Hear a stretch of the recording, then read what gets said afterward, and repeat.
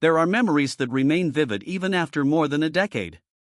It was when Damien was just 25 years old, stepping onto the battlefield for the very first time. The very first moment he had to take a human life. The instant when blood dripped onto the tiles, staining them a deep crimson. And even that time he wiped out over 2,000 enemy soldiers. And then, his breathing gradually grew weak, until finally, his body collapsed. After that, the scene shifted to a morning at the town hall. The cold-faced red-haired boy stared at the contract. Opposite him sat a middle-aged man and another guy who wouldn't stop rattling on. In short, the content stated that all of his parents' life insurance money after their passing would be managed by this uncle. If you've checked the paperwork carefully, please sign here, Fern feigned kindness, urging his nephew. That's right, Damien. You've looked at the papers enough, what else is there to see? Just sign it now and we're all set. He smugly rested his chin on his hand, trying to coax the boy. You can rest assured and leave everything to your uncle. Once you come of age, I will return every single penny without fail. Damien's fingers tightened slightly on the paper. He suddenly realized that this very day was what turned his life upside down. Damien decisively tore the contract to shreds. He coldly declared, I will only receive the insurance money through the Imperial Bank, and it must be under my name exclusively. Fern looked at the scattered pieces of paper in shock. What is this? Damien indifferently added, and remember to add a special clause. Without my evidence, signature, or paperwork, if anyone else comes to withdraw it, it is absolutely forbidden to be dispersed. His gaze was firm and steady, allowing for no rejection. Fern was so angry his hands began to tremble. He flew into a rage, grabbed Damien by the collar, and shouted, What the hell are you doing, kid? Just sign the damn thing, why are you being so difficult? Expecting him to apologize, they were taken aback. Damien just smirked and lamented, I was worried he'd fake being nice and just brush it off. Fern hadn't even finished scolding him when a punch flew out, sending him rolling across the floor. Damien said with smug satisfaction, Thanks, uncle, for keeping that same scumbag face I remember. As soon as he turned around, the guy shrank back in fear. Scrambling frantically through his bag, I can add the supplementary clause documents right now, sir. The current situation caught Damien in deep thought. If it were before, he was only 13 at the time and couldn't do a thing, but he smiled with amusement.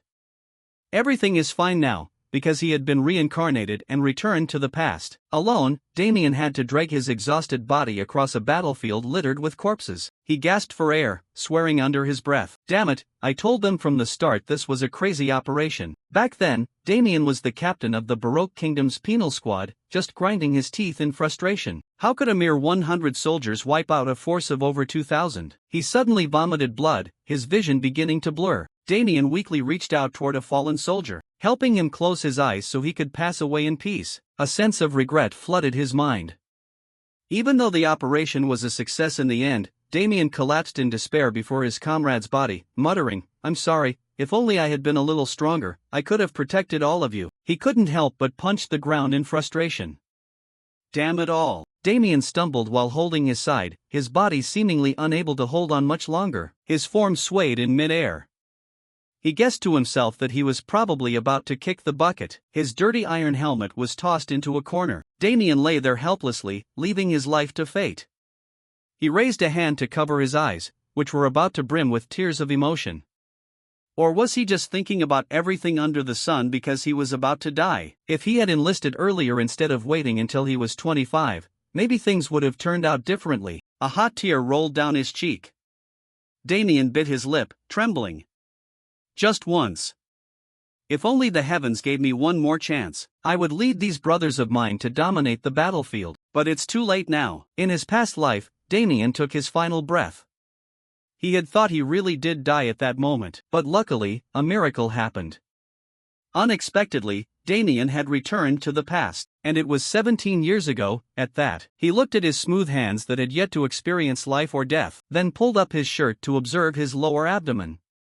The mana core located in the lower abdomen is the most important thing for warriors cultivating magic. Completely unlike his past life, Damien's current mana core was still intact. In this life, he could completely master magic on his own, yet, Damien still felt conflicted. In his past life, after being swindled out of all his insurance money by his uncle and kicked out of the house, he had to live in hiding and do all sorts of odd jobs in the underworld. An orphan abandoned by his guardian like him had to go to prison for the crimes of an official in a street gang. He thought his life was over when he was forced to enlist and sent to the battlefield. And yet, someone like him actually made it this far. Damien stupidly threw himself onto the soft bed. Who would have thought he'd reach the rank of captain one day? He boredly concluded that, regardless, he'd end up dead anyway. While Damien was lost in a tangle of thoughts, quiet footsteps suddenly echoed from outside. Regardless, the time spent in the military was still. He carefully jumped out of bed. Uninvited guests, huh? Damien cautiously grabbed the knife from under his pillow. The person outside slowly pushed the door handle. The moment the door cracked open, Damien pounced like a wild beast. The group of assassins was startled. He forcefully plunged his weapon into the thigh of the nearest one. As the man screamed in pain, he immediately pulled the knife out.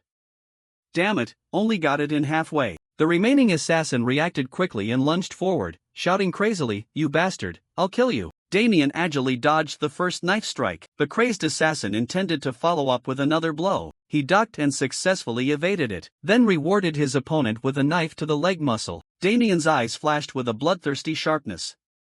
"Who sent you?" The two strangers lay sprawled on the ground, screaming miserably as they each had a stab wound in their thighs. Damien grabbed the remaining one by the neck and held the knife up to threaten him. "Did Furker send you?" Seeing he didn't intend to answer, he gave him another hit. "I asked, did Furker send you?" While he was interrogating him, Damien suddenly heard someone speaking ill of him from afar. "This kid is truly terrifying." He turned around to see someone walking over. Mookman walked in like it was his own home and said, "Have I introduced myself yet?" Damien thought to himself, Mookman appearing here means he was supposed to deal with these strangers, but seeing a better target, he decided to show up himself. Damien suddenly smirked and began to tell a story. So, 17 years ago, at that time in the alley of a small street, Damien was grabbed by a group of strangers. He screamed and struggled violently, "Let me go. It hurts." Even if he hid deep in this slum, getting caught immediately was truly strange. They kicked his body hard, handcuffed him, and hauled him away. Damien still held onto the image of Furker's greedy face in his heart. He realized he had been captured. It turned out this whole thing was part of Furker's plan. The more he talked, the harder Damien pressed the knife down on the guy. He slowly stood up, pointed the knife straight at Mookman, and said, "That bastard, he dared to sell me out, didn't he?" Mookman's eyes met his, filled with an indescribable hatred. Without another word, he immediately lunged forward. Damien reacted quickly and dodged his strike. His speed also left Mookman slightly shocked. His calm demeanor made the guy even more goosebumpy. Damien thought with annoyance, was Mookman always this weak? No matter how fast Mookman was, he couldn't touch a hair on Damien's head. He felt smug. "I have a very special ability. It's annoying when you keep attacking and missing," Mookman shouted, "You little brat." Damien was busy thinking to himself. "Having experienced thousands of beatings and dying and coming back to life 100 times, I eventually began to see through every one of the opponent's moves." Impatience was clearly visible in the guy's eyes.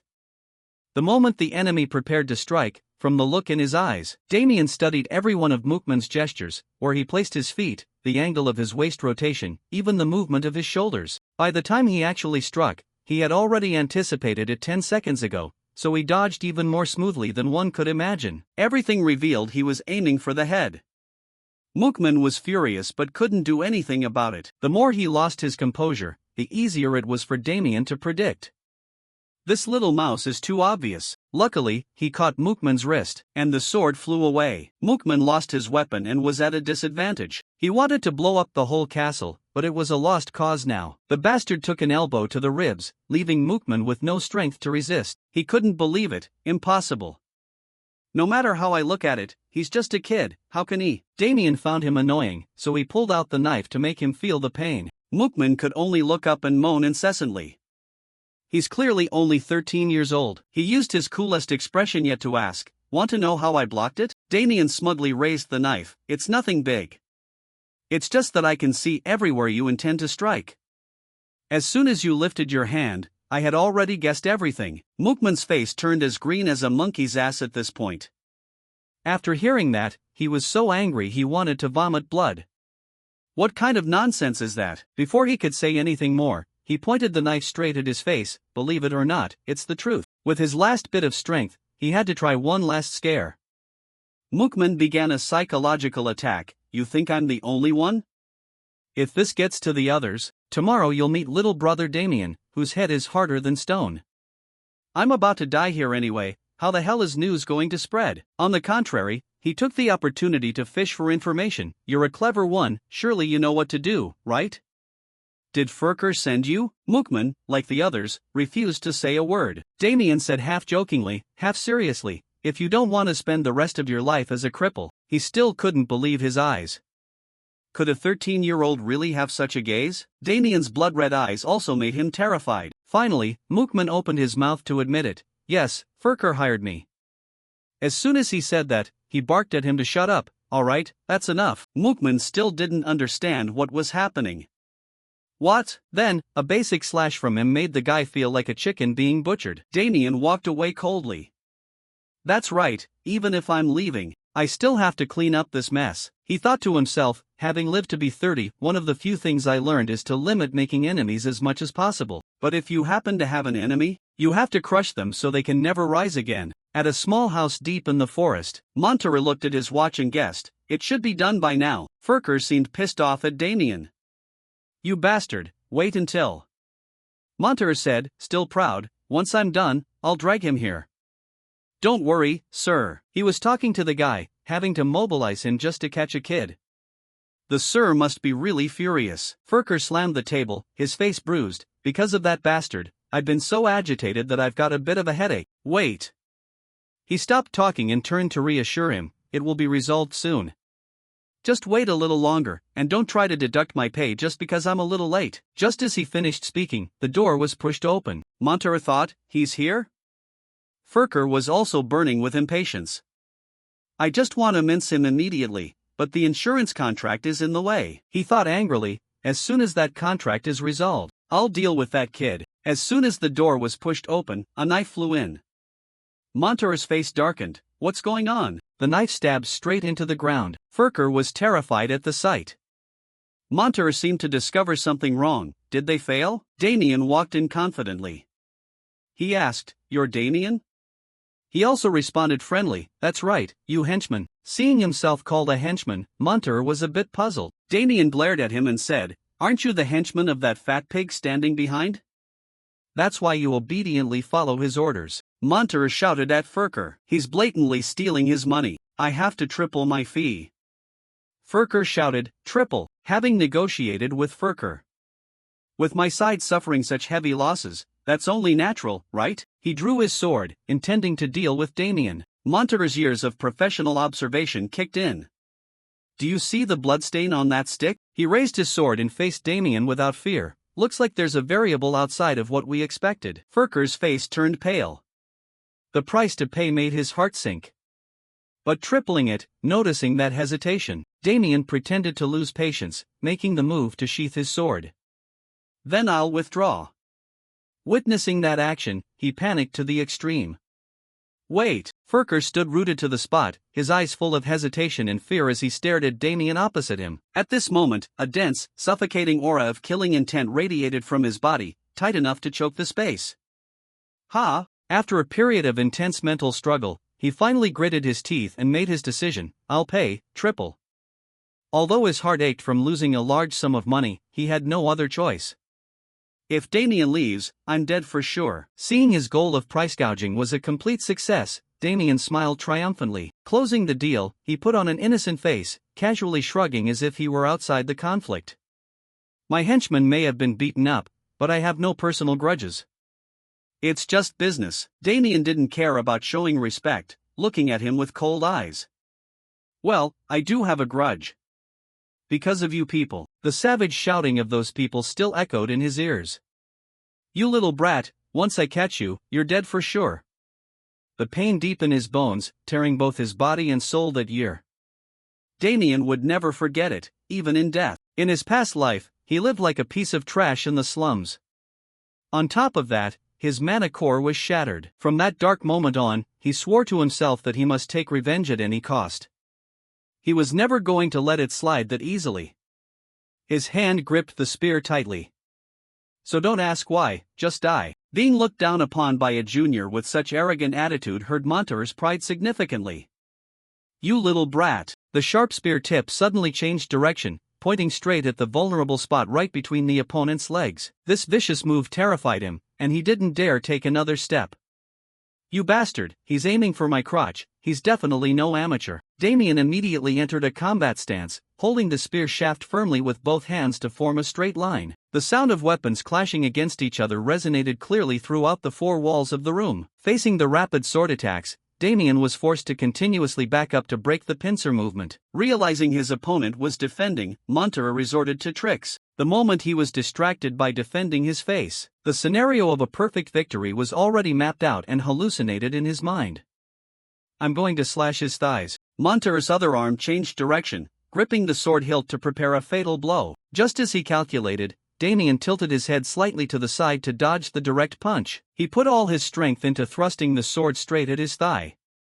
The real move is this one, but the subsequent turn of events was completely off, causing Montero's heart to skip a beat. Swoosh! With just a light, graceful footwork shift, he easily dodged the opponent's sword tip. The trick of using the knife in the right hand was the real attack. Damien utilized the butt of the spear, hitting the vital pressure points all over his body one after another. He indifferently glanced at the one frozen in surprise, taunting, I knew it from the start. Montero's jaw ground together, making a sound. Damn it! You little brat! The veins on his forehead and temples pulsed violently, saliva spraying with every bestial scream. I'll kill you. However, the threat hadn't even finished when a fierce pain hit him, successfully hitting his throat. The meridian points just struck by Damien's spear tip suddenly tore open. Montero's whole body strength dissipated. He coldly looked at the defeated man collapsing miserably at his feet. Although you are stronger than the likes of Mookman, in the end, you're just a street thug. After having cleared the obstacles in his way, he finally shifted his gaze to the real target of this trip. Witnessing the entire horrifying scene, Furker was so scared his whole body shook uncontrollably. Damien, let me explain. Ignoring those useless pleas, he took one step after another closer. The fear of imminent death caused him to lose all reason. He clawed his hands into empty space. Don't come over here! The desperate scream echoed throughout the dense forest and then vanished into the quiet late-night air. A considerable amount of time had passed since that bloody night. In a quiet office, a voice rang out, Mr. Damien, I will proceed to deposit a total of 6 platinum coins and 650 gold coins into your account. The first thing Damien did after cleaning up was to collect the insurance money. While carefully checking the terms in the book, he answered in a low voice, I understand. Having finished the necessary procedures, he stood up and politely bowed to say goodbye. I'll leave it in your hands. The man opposite also quickly placed a hand on his chest, bowing slightly in respectful return. Yes, thank you for your trust. Looking after his departing figure, he hesitated for a moment, as if debating something before tentatively asking, if I may ask, where are you headed next? The carriage you're taking looks like you're going far. Damien had no intention of hiding or covering up his future plans. I plan on joining the military. This straightforward answer was completely beyond all of his expectations. Enlisting? He confirmed the other party hadn't misheard. That's right, because there are a few people I need to meet. On the deserted, sparsely populated dirt road, only the steady sound of carriage wheels hitting the road could be heard. Damien sat inside the carriage, watching the scenery recede. Thinking about the past, the corners of his mouth curled up in nostalgia. My comrades are there, that's true, but ultimately, the military is the only place I truly belong. After all, in just 5 years, the situation will completely change. Most able-bodied young men will be forced into mandatory conscription. A chaotic war era that no one can avoid is approaching. Damien slowly placed his hand on his chest. The extreme pain of his past life suddenly flooded back. Now, the incident where his mana core was destroyed in the slums will no longer happen. Before making this decision to enlist, he had spent a lot of time weighing and considering it extremely carefully. Instead of waiting until the late age of 25, volunteering to enlist while young like this will be much more beneficial. For now, I'll head to the capital to train for a week using the Delft mana regulation method, and then apply to training camp number 3. Damien looked up, his deep gaze fixed on the vast sky through the carriage window. This time, I won't let the era spin me around like a top. He was determined to shatter the chains of fate with his own hands and master his own destiny. A week later, the capital's sturdy fortress walls and towering watchtowers finally came into view. The dull thuds of spears wrapped in coarse cloth slamming into wooden targets echoed through the air. The surrounding soldiers and onlookers couldn't hide their amazement. "What's up with that kid? He looks wet behind the ears, so where did he learn to handle a spear like that?" Damien didn't even care about their whispering. His entire mind was focused on every single strike of his spear. He pulled his spear back, looking down at his palms, which used to be soft but were now torn from overexertion. "Does this need to be bandaged?" He clicked his tongue helplessly.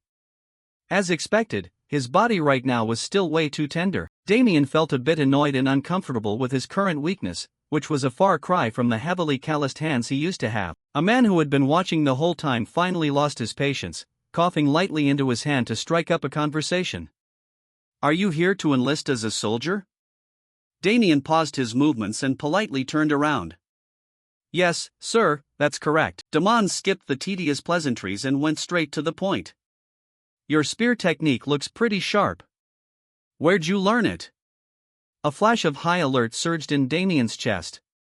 Did he realize this is the kingdom's #1 spear technique? The kingdom's #1 spear technique? The name sounds a bit funny, but it's actually the most common spear technique among the kingdom's soldiers. His sharp mind quickly worked to come up with a plausible excuse to cover it up. "My late father passed this spear technique down to me, sir." Damon felt like he had intruded on a sensitive family matter. "I shouldn't have pried into your personal business. My apologies." Damien stood his ground, radiating an aura of integrity and resolve. "No worries at all, sir. Ever since I was a kid, my father was always proud of his military service, so he influenced me to enlist too." His mature, tactful demeanor and noble ideals earned him a perfect score in the man's eyes. "You passed." Damien couldn't help but blink in confusion. "Huh?" Damon suddenly realized he had let something slip that he shouldn't have. "No, I misspoke." To cover his embarrassment, he awkwardly changed the subject. "By the way, what's your name?" He stood straight in proper military posture, putting one hand behind his hip as he clearly introduced himself. "I'm Damien." Damon smiled with deep satisfaction, walking over to give him a firm pat on the shoulder as encouragement. "All right, good luck with your results." Watching the man's retreating back as he walked away, he bowed politely and called out after him, "Thank you, sir." The moment his surroundings grew quiet again, Damien suddenly froze. He felt a warm, smoldering heat in his lower abdomen that steadily grew hotter and spread throughout his body. This feeling, unable to suppress his emotions, Damien broke into a grin of pure joy. "I can finally use mana now." The Delft mana regulation method was a secret technique created by a Delft genius 15 years in the future. The requirements to learn it were brutally harsh, but it was famous for being the most effective method ever created. Warm and deeply familiar memories of his past life flashed through Damien's mind. Since his mana core had been shattered back then, he had trained desperately with this method, holding on to a sliver of hope that it might work. The image of his old comrade surfaced in his memory, foolishly scratching his head. "Captain, why do you keep throwing yourself into that training method anyway?" Even the guy standing next to him shared the same curiosity, shrugging in agreement. "I mean, it's not like you can use mana anyway, right?" Teased by his subordinates, he shot them a sharp glare to intimidate them. "What's that, you punks?" A gentle breeze blew across the training ground, pulling Damien back to reality. He used to get teased like that all the time, but it had definitely paid off. The awakening of his mana cut his anxieties in half. Now, he just needed to pass the exam. Damien stopped practicing. He swept his gaze across the massive training ground and spotted a crowd gathering and whispering off in the distance. He slowly walked toward the crowd, thinking to himself, "I wonder if he used to be at this training camp #3. Damien smiled faintly as he thought of his old brother-in-arms, his heart full of anticipation. He wondered what the guy looked like right now. In the middle of the vast training ground, the applicants were lined up in neat, orderly rows. The first test was lifting a boulder. It sounded simple enough, but hoisting a 30-kilogram rock over your head was no walk in the park. It was a brilliant way to weed out the recruits who only had superficial enthusiasm. Damien channeled all his physical strength, driving power into his arms to lift the massive boulder clean over his head. Up we go. The proctor standing nearby immediately took notes in his ledger and clearly announced, "Applicant Damien, pass." A few drops of sweat rolled down his cheeks, but Damien's expression didn't change a bit. Once you reached 1-star mana, a challenge like this was nothing. And just like that, the first test was over. The next part of the exam was...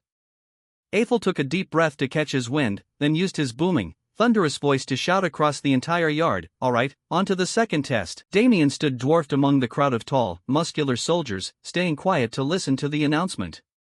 The endurance run was officially underway. Eiffel began explaining the rules briefly. The time limit is 1 hour and 30 minutes. You must finish the course before time runs out. Bumping shoulders with other applicants and minor collisions are permitted, but absolutely no attacking each other. He had already known this rule from his past life and instantly saw through the scheme hidden within this seemingly humane regulation. Because of that rule, there were bound to be proctors running in disguise within the crowd. Sure enough, looking around, Damien noticed a few individuals whose demeanor and presence were completely different from the rest. Eiffel clearly concluded his speech with a stern warning. Furthermore, anyone who veers off the designated track will be disqualified instantly. Keep that firmly in mind. Instead of being flustered, the corner of his mouth twitched into a knowing smirk. This test should be fun. A bright red chalk line was drawn on the ground to mark the starting point of the race. While Damien was warming up his muscles, a boy suddenly approached him out of nowhere. "Are we in the same group?" He stopped his movements and looked around to double-check. "Me?" The boy nodded eagerly, confirming with keen interest, "Yeah, you. I've been keeping an eye on you for a while now." Damien found his true intentions baffling. Keeping an eye on me? What for? He silently studied the boy in front of him. Wait a minute, his face looked familiar. Before Damien could dig any deeper into his memory, Eiffel took a step forward on his own initiative. "Do you even have to ask?" He intentionally dropped his voice to a whisper right into Damien's ear. "You know how to use mana, don't you?" He carefully took a step back to maintain a safe distance, quickly analyzing the situation in his head. There was no law forbidding commoners from using mana. But usually, commoners who could use it either had a wealthy family backing them or a very unique force supporting them from the shadows. Looking closely at the boy's sharp features, a suspicion bloomed in Damien's mind. To verify his hunch, he skipped the beating around the bush and asked straight out, "By the way, what's your name?" Eiffel looked a bit caught off guard by the sudden question, pointing an index finger at his own nose. "My name?" Right after that, he recovered his composure, placed a hand over his chest, and introduced himself clearly, "I'm Eiffel." Even though he had somewhat anticipated it, Damien couldn't help but feel shocked when he heard that name with his own ears. Eiffel used to be at this training camp? The man who became a general and was granted the title of Count by the age of 30, a legend among legends. To the Damien of his past life, this name was like a bolt from the blue. He was one of the most successful commoners in history, admired by everyone. Eiffel extended a hand, showing his desire to strike up a friendship.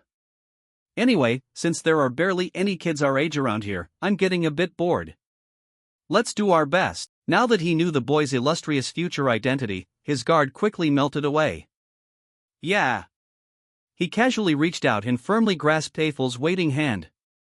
Since the guy was being this friendly, there was no reason to act hostile. Once all the applicants finished warming up, the proctor held a megaphone in one hand and shouted, "Everyone, get ready." The moment the starting horn blared, hundreds of people surged forward all at once. Within just a few short breaths, Damien was overtaken by the front pack because he was pacing himself at an average speed. Watching their long strides and blistering pace, he evaluated them silently. Are they really going all out right from the start? The other runners in the crowd also realized something was off with the lead group a bit too late. What the heck? What are they doing? The disguised proctors had now formed a solid line, running right in front of the applicants to block them. "Let's move." The applicants trailing behind tried their best to keep up while buzzing with chatter. "Looks like that's the wall of wailing." Word is, breaking through it is the real challenge of this exam. In that case, shouldn't we just tail them and sprint past at the very last minute? Damien maintained a steady breathing rhythm as he ran. That was clearly a smart tactic, but he suddenly dug his foot hard into the ground, his body blasting forward like an arrow shot from a bow. Too bad that's just not my style. Damien's sudden, audacious burst of speed left Eiffel running beside him completely stunned. Ha! At the front of the pack, the proctors maintained a highly stable, effortless pace. Take it easy and save your energy. The real race doesn't start until the final 10 minutes anyway. Yes, sir, understood. Raymond's sharp ears suddenly caught the sound of rapid, heavy footsteps closing in from behind. At this rate, by the time we hit the finish line. Wait, what? Whipping his head around in shock, his eyes locked onto a small figure sprinting like the wind. What kind of crazy brat is that? Raymond was also distracted by the frantic footsteps. Looks like we got another daredevil this year. Seeing this, Raymond spoke up to warn them beforehand just to be safe and prevent any accidents. Don't hurt him, just head up and intimidate him a bit to scare him off. He massaged the thick muscles on his arms and flashed a sly grin. I can't promise what'll happen if he crashes into my steel shoulders. But I'll try my best to go easy on him. However, before he could even wipe the smug grin off his face, a small hand shot out from behind, gripped his shoulder tightly, and shoved hard. Out of the way. Raymond froze for a second. What? Damien cleverly used the leverage from Raymond's shoulder as a springboard, vaulting past and leaving the proctors behind. They had let their guard down for just one brief second, but he had already gapped them by a good distance. By the time he snapped out of it, Raymond cried out in panic, "What the hell are you doing? Block him!" The other proctors in the group instantly snapped out of their daze as well. Yes, sir. Without even needing to look back, Damien could feel their heavy footsteps chasing close behind. It was true that the proctors possessed skills that utterly overwhelmed the applicants, but taking another deep breath, he drove power into his legs to accelerate, widening the gap further. At the end of the day, they're just some training camp proctors. Witnessing his recklessness and spectacular breakout, Eiffel, who was running behind, couldn't help but burst into a hearty laugh. What is up with this kid? Raymond was also highly fired up by Damien's actions. I can't just let him pass me that easily. Eiffel stomped his foot down and accelerated, leaving the lagging applicants far behind as he charged after the boy's back. The other ordinary applicants watching the whole performance were completely shaken. What? That kind of play is actually allowed? Let's push up too. Yeah, just copy whatever he's doing. As a result, when the proctors turned around, they were utterly horrified to see a roaring wave of fired-up people crashing toward them. What the hell is this? The passionate shouts of the applicants even carried over to the training field on the other side. Hearing the loud commotion, Damien turned his head in confusion, a hint of curiosity mixing in his heart. The situation over at training ground number 2 seems a bit unusual. Raymond, privy to some inside info, discussed in a low voice, looks like a pretty weird recruit just joined. Should we bring in more proctors? While the two were still hesitating, a deep, commanding voice cut them off. Just leave them be. The two of them immediately snapped to attention and saluted in unison. Chief Proctor Raymond. He looked toward the source of the noise and questioned back in a casual tone, "Do you want people to think we're rigging the exam results? Whether they can break through or not depends entirely on their own ability." Watching the small figure leading the track on the other side, Raymond continued nonchalantly. And the same goes for the failures. After all, my eye for people never fails.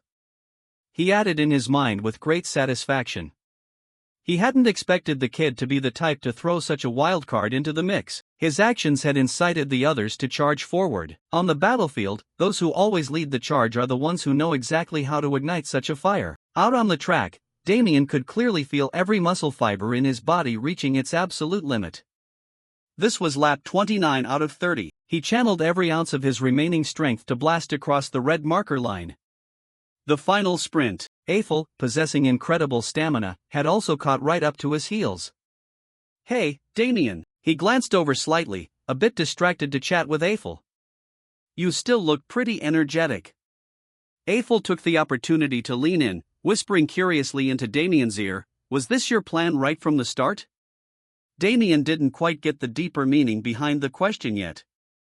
What do you mean? Eiffel jerked his chin toward the other applicants who had collapsed into a heap by the side of the track. If we didn't know how to use mana, we'd be in a miserable state just like them. Damien tried to steady his breathing, his lips curving into a smile. When you've got a trump card in your hand, it'd be stupid not to play it. Eiffel found himself more and more intrigued by his new friend. You're a pretty interesting guy. While they were talking, the two of them crossed the final lap's finish line at the exact same time. The proctor standing at the finish line was still in disbelief, taking a moment before finally blurting out, "You both pass." Inside a quiet room piled high with documents, an intrigued question suddenly rang out. "I heard an interesting kid just entered training camp number 3. Standing a short distance away, Kaysen clasped his hands behind his back and confirmed seriously, "Yes, sir. Instructor Raymond contacted me about the boy. He said he's only 13 years old." That piece of information instantly caught the attention of the man across from him. He placed his hand on the desk and stood up. "If someone as picky as Raymond calls the kid interesting, then I'm starting to get a little curious." He paused for a moment, seemingly weighing the value of that assessment, then narrowed his eyes, exerting an invisible pressure as he asked, "So, what's the kid's name?" At the same time, over by the Grand Complex, a group of people had gathered as if drawn by something. In the middle of the courtyard stood a massive bulletin board. After reading its contents, someone clutched his head and groaned, "Damn it, how did I fail? No way. What about you?" Amidst those cries of despair, plenty of others couldn't hide their joy. "I passed. I finally passed." Damien found it hard to understand. Was it really worth being that happy about? The scene before his eyes unexpectedly pulled him back to the grueling times of his past life. Looking back, being conscripted during wartime was common, and everyone tried every trick to dodge the draft, constantly checking if their soles and heels were blistered. Amid the bustling atmosphere, he put a hand to his chin, quietly reflecting. Come to think of it, times were still peaceful right now. Way too quiet. Suddenly, someone called his name. Damien. Hearing his name, he turned around with a look of doubt. It was Eiffel. The boy immediately waved excitedly. "Congrats! We're batchmates now, right?" Those words made Damien quickly shift his gaze to the bulletin board. "Really? You passed too?" Eiffel nodded in confirmation.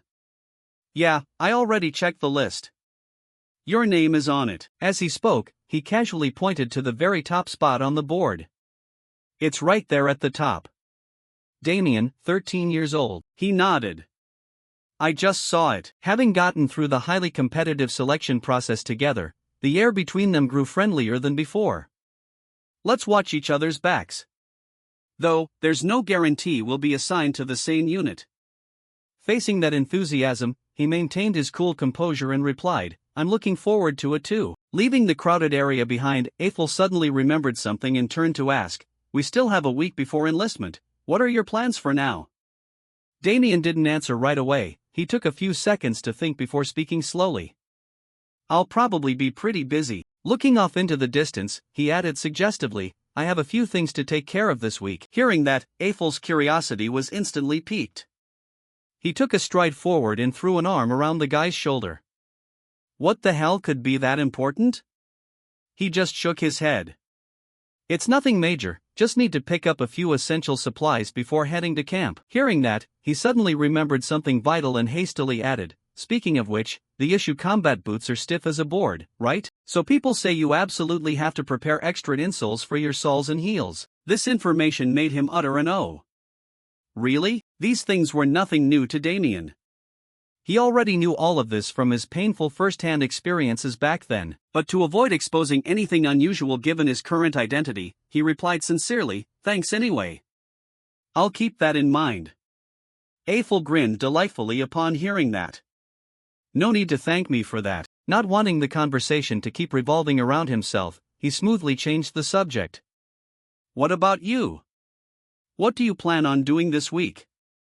The sudden question made the boy freeze slightly. "Me? I've got a few things to do too." Catching that unnatural expression, Damien realized the guy was hiding something. "Are you sure?" However, Damien had no intention of digging deeper since he wasn't interested in prying into other people's business. "Yeah, get ready for your stuff. See you next week. I'm heading out first." The boy waved goodbye too. "Yeah, see you soon." Right at that moment, an unfamiliar figure quietly approached from behind. When the distance closed to just a few steps, the person spoke up slowly. "Who's that?" Hearing the familiar voice, Alan immediately turned his head. "Damien, why do you want to join the army anyway?" This surprised him a bit. "Huh?" Seeing that reaction, the boy continued to explain what had been bothering him. If you can use mana to this extent, you don't look like an ordinary person at all. Hearing that, Damien glanced sideways and casually shot back, "Are you subtly bragging that you're no ordinary guy yourself?" That blunt counterattack left Aethel with nothing but a forced chuckle. "Does it really sound like that?" The sound of continuous footsteps rang out on the ground. After a few beats of silence, he finally replied, "Because this is the only place where I belong." Recalling that conversation, the corner of Aethel's mouth curved up unconsciously. He's the same. He probably has his own hidden struggles that are hard to share with others. Then he turned around and murmured to himself, "I just have a feeling he's someone I'll be running into for a long time." Those words left Alan looking confused. "Come again?" But he just shook his head, having absolutely no intention of explaining further. "It's nothing, let's go." The old man bowed respectfully and replied, "Yes, young master, the items are prepared over there." The moment that familiar title hit his ears, Aethel's footsteps halted as he let out a frustrated sigh. "Alan, I told you not to call me young master in places like this." Leaning on his cane, the old man followed with an apologetic tone. "Yes, I am sorry." Brilliant sunlight bathed every rooftop along the bustling street. Amid the endless stream of passers-by, Damien strolled casually, continuously scanning his surroundings. Unbelievable. Lively bartering blended with laughter and chatter, creating a vibrant atmosphere. "Can't you do anything to help me?" "Good grief, I told you there's nothing I can do." He was a bit stunned. The capital in his memory was originally. In a flash, images of people with faces gaunt from hunger and their weak pleas rushed back. Please, just a single piece of dry bread would do. Looking at the bustling street before him, Damien calculated silently in his head. This atmosphere will change within the next 5 years anyway. Before that time comes, I must quickly prepare as much as possible. The moment that thought surfaced, a barrage of plans was quickly reorganized. To do that, first I need to find the Hamal Merchant Guild. When the era of war strikes, practical weapons and artifacts on the battlefield, along with food supplies, will become the most critical assets. That is when the role of merchant guilds becomes core. This suddenly reminded Damien of something. In the past, the wealthiest merchant association on this continent was the Hamal Merchant Guild. Amid rolling mountain ranges stretching to the horizon, a military unit was temporarily setting up camp to rest after days of continuous marching. The quiet atmosphere was quickly shattered when a panicked soldier ran over from afar. "Captain, it looks like relief supplies are being delivered over there." Pointing toward an approaching convoy of carriages, the person looked puzzled. "Isn't that the Hamal Merchant Guild?" Hearing that, Kaysen also observed and spoke slowly, "Rumor has it they're the filthiest rich merchant guild around these days." That remark instantly made the man beside him disgruntled. "Damn it! While our side is risking our lives on the battlefield, their side." However, before the conversation could go any further, Damien cut in, "If it weren't for the wheat and weapons they sell us, and you do know they are donating them for free, right?" He looked flustered upon hearing that. "I know that, I'm just feeling a bit bitter." Speaking to this point, his gaze shifted back to the wagons piled high with supplies being transported in. But continuously doing charity with such a massive amount of money is no easy feat. Putting that conversation aside for a moment, Damien called out loudly to his comrades, "Everyone, come gather around to receive the relief supplies." Answers immediately echoed from all across the camp, "Understood." Standing on the spot observing the scene, Damien silently watched each person happily receiving the necessary food and supplies. While everyone was still bustling about, Yerk walked up from behind him and suddenly spoke. "Captain, it looks like that person over there is the owner of the Hamal Merchant Guild." Hearing that, he immediately looked in the direction the other pointed and double-checked. "The guild master?" Yerk pointed at the person busily directing the convoy. "Yes, do you see the one in the white cloak standing at the very front? But looking at that guy, he looks like nothing more than a snobbish bastard." When his consciousness returned to reality, the harsh sunlight still stretched across the street ahead. Leaning his back against the wall by the roadside, Damien silently organized the information he knew. They said the Hamal Merchant Guild had been doing charity work since before the war broke out. Out of the 40 merchant guilds in the capital, if he narrowed down the scope, there would probably only be about 7 left. Since they also did charity work, he would start checking from the larger-scale guilds first. As the last rays of the day vanished behind the horizon, an orange-gold hue slowly blanketed the entire city. After a day of roaming everywhere, Damien stopped in front of the door of a merchant guild located at the end of the street. Is this the last one? Carrying that thought, he stepped over the threshold and headed inside. Excuse me, is anyone here? Not long after his call rang out, Yerk slowly walked out from the inside. How can I help you? Just looking at the man, Damien immediately concluded in his mind that this was definitely the right one. He bowed and spoke politely. I heard that the Hamal Merchant Guild does charity, so I came to discuss investing for a good cause. Just looking at the man, Damien immediately concluded in his mind that this was definitely the right one. He bowed and spoke politely. I heard that the Hamal Merchant Guild does charity, so I came to discuss investing for a good cause. That answer made the man chuckle with interest. Such a young man having those thoughts is truly commendable. Moving over to the tea table under the man's guidance, he calculated in his head. Every single one up until now had been a fake, but he still had to check them one by one. Slowly sitting down, the man flashed a friendly smile and took the initiative to introduce himself. I am the master of the Hamal Merchant Guild, Yerk.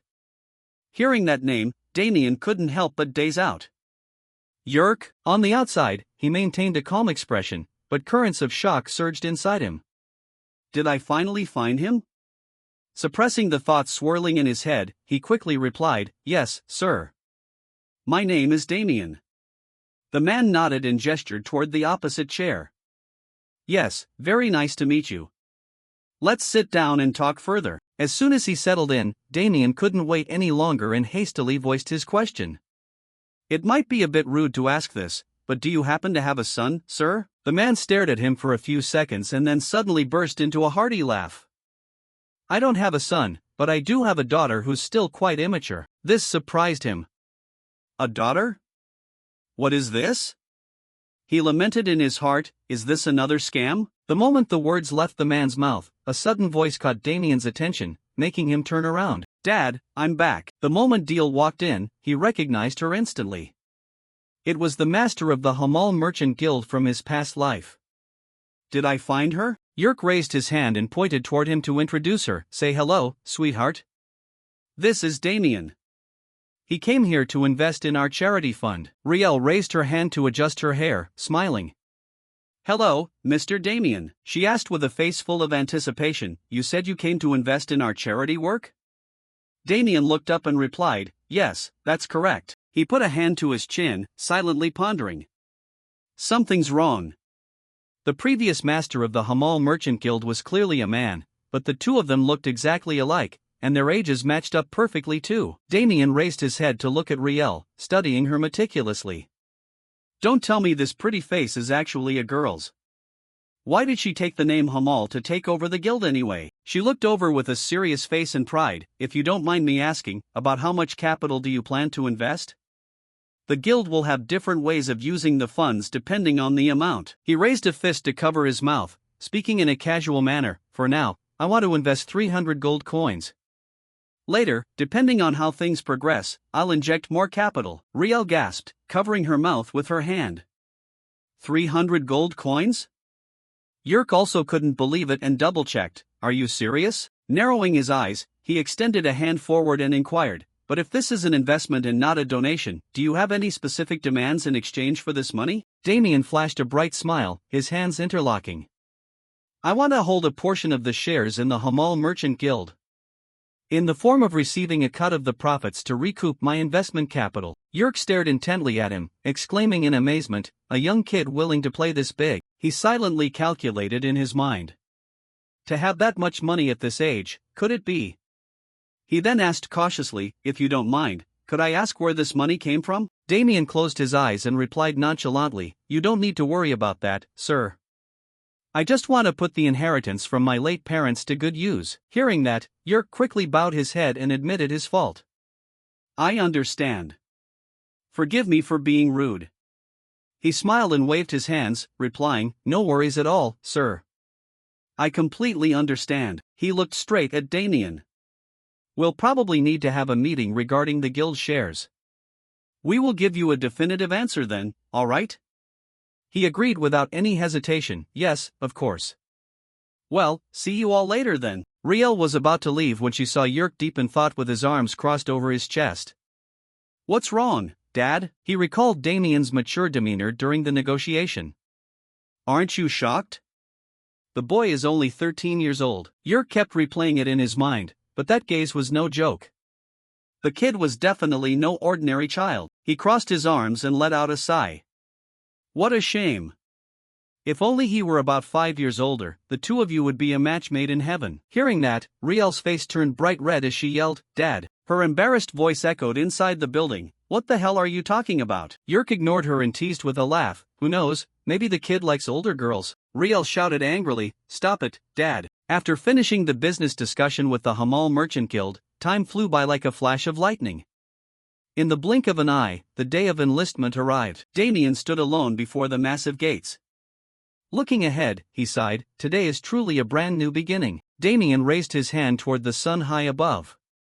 Even if his past life had vanished into thin air in vain, this life would have to be different. He then clenched his fist tightly with absolute resolve. "This time, I will be the one to devour this entire empire." After a long while, Damien carried his luggage into the barracks room. "The unit I was assigned to is Training Company Number 3, Platoon 1, right?" He looked around left and right, but didn't see a single familiar face. Was Eiffel assigned to a different platoon? Damien placed his luggage on the bed and lamented silently, "Forgot that he's the only one around my age here. What a bummer." Right at that moment, a booming voice rang out, causing him to look over. "Great to meet you all." The man stood at the door with his hands on his hips, looking inside. "I'm the person who will be managing you guys for the next month. Platoon leader Brian of Platoon 1. Brian then held up 3 fingers for emphasis.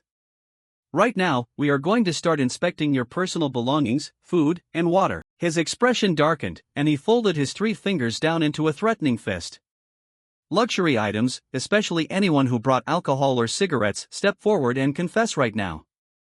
Anyone I catch hiding stuff will get a taste of trouble in a very fun way." Damien watched the guys at the neighboring beds start to panic, crying out things like, "I quit smoking but I accidentally grabbed the wrong pack," or, "The shopkeeper said bringing alcohol inside wouldn't get detected." He glanced over in that direction, sighing to himself, "If you idiots are gonna buy it, hide it well, or don't bother bringing your asses here with it." Brian walked over, barking coldly, "Dump everything out of your bags right now." After a moment, he stood in front of Damien's bed, looking at the pile of luggage on it, and declared, "Nothing out of the ordinary here." Brian put a hand to his chin, looking over to inquire, "By the way, how old are you?"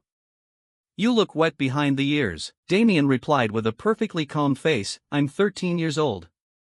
Hearing this, the man gasped in shock. 13? Kyle, sitting on his bed, cursed angrily, "Holy crap, what kind of era is this anyway? Now they're letting even kids into the army?" Logan also spat out furiously, "Do you think life is a joke?" Catching Damien looking over, his face instantly fell.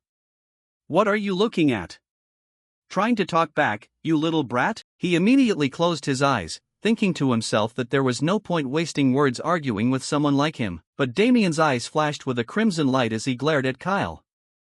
"I'll remember this face. I've got to let this old man taste how painful it is to be beaten to a pulp by a kid." Logan, standing nearby, couldn't help but wrap his arms around himself. "What the hell was that? Suddenly got shivers down my spine."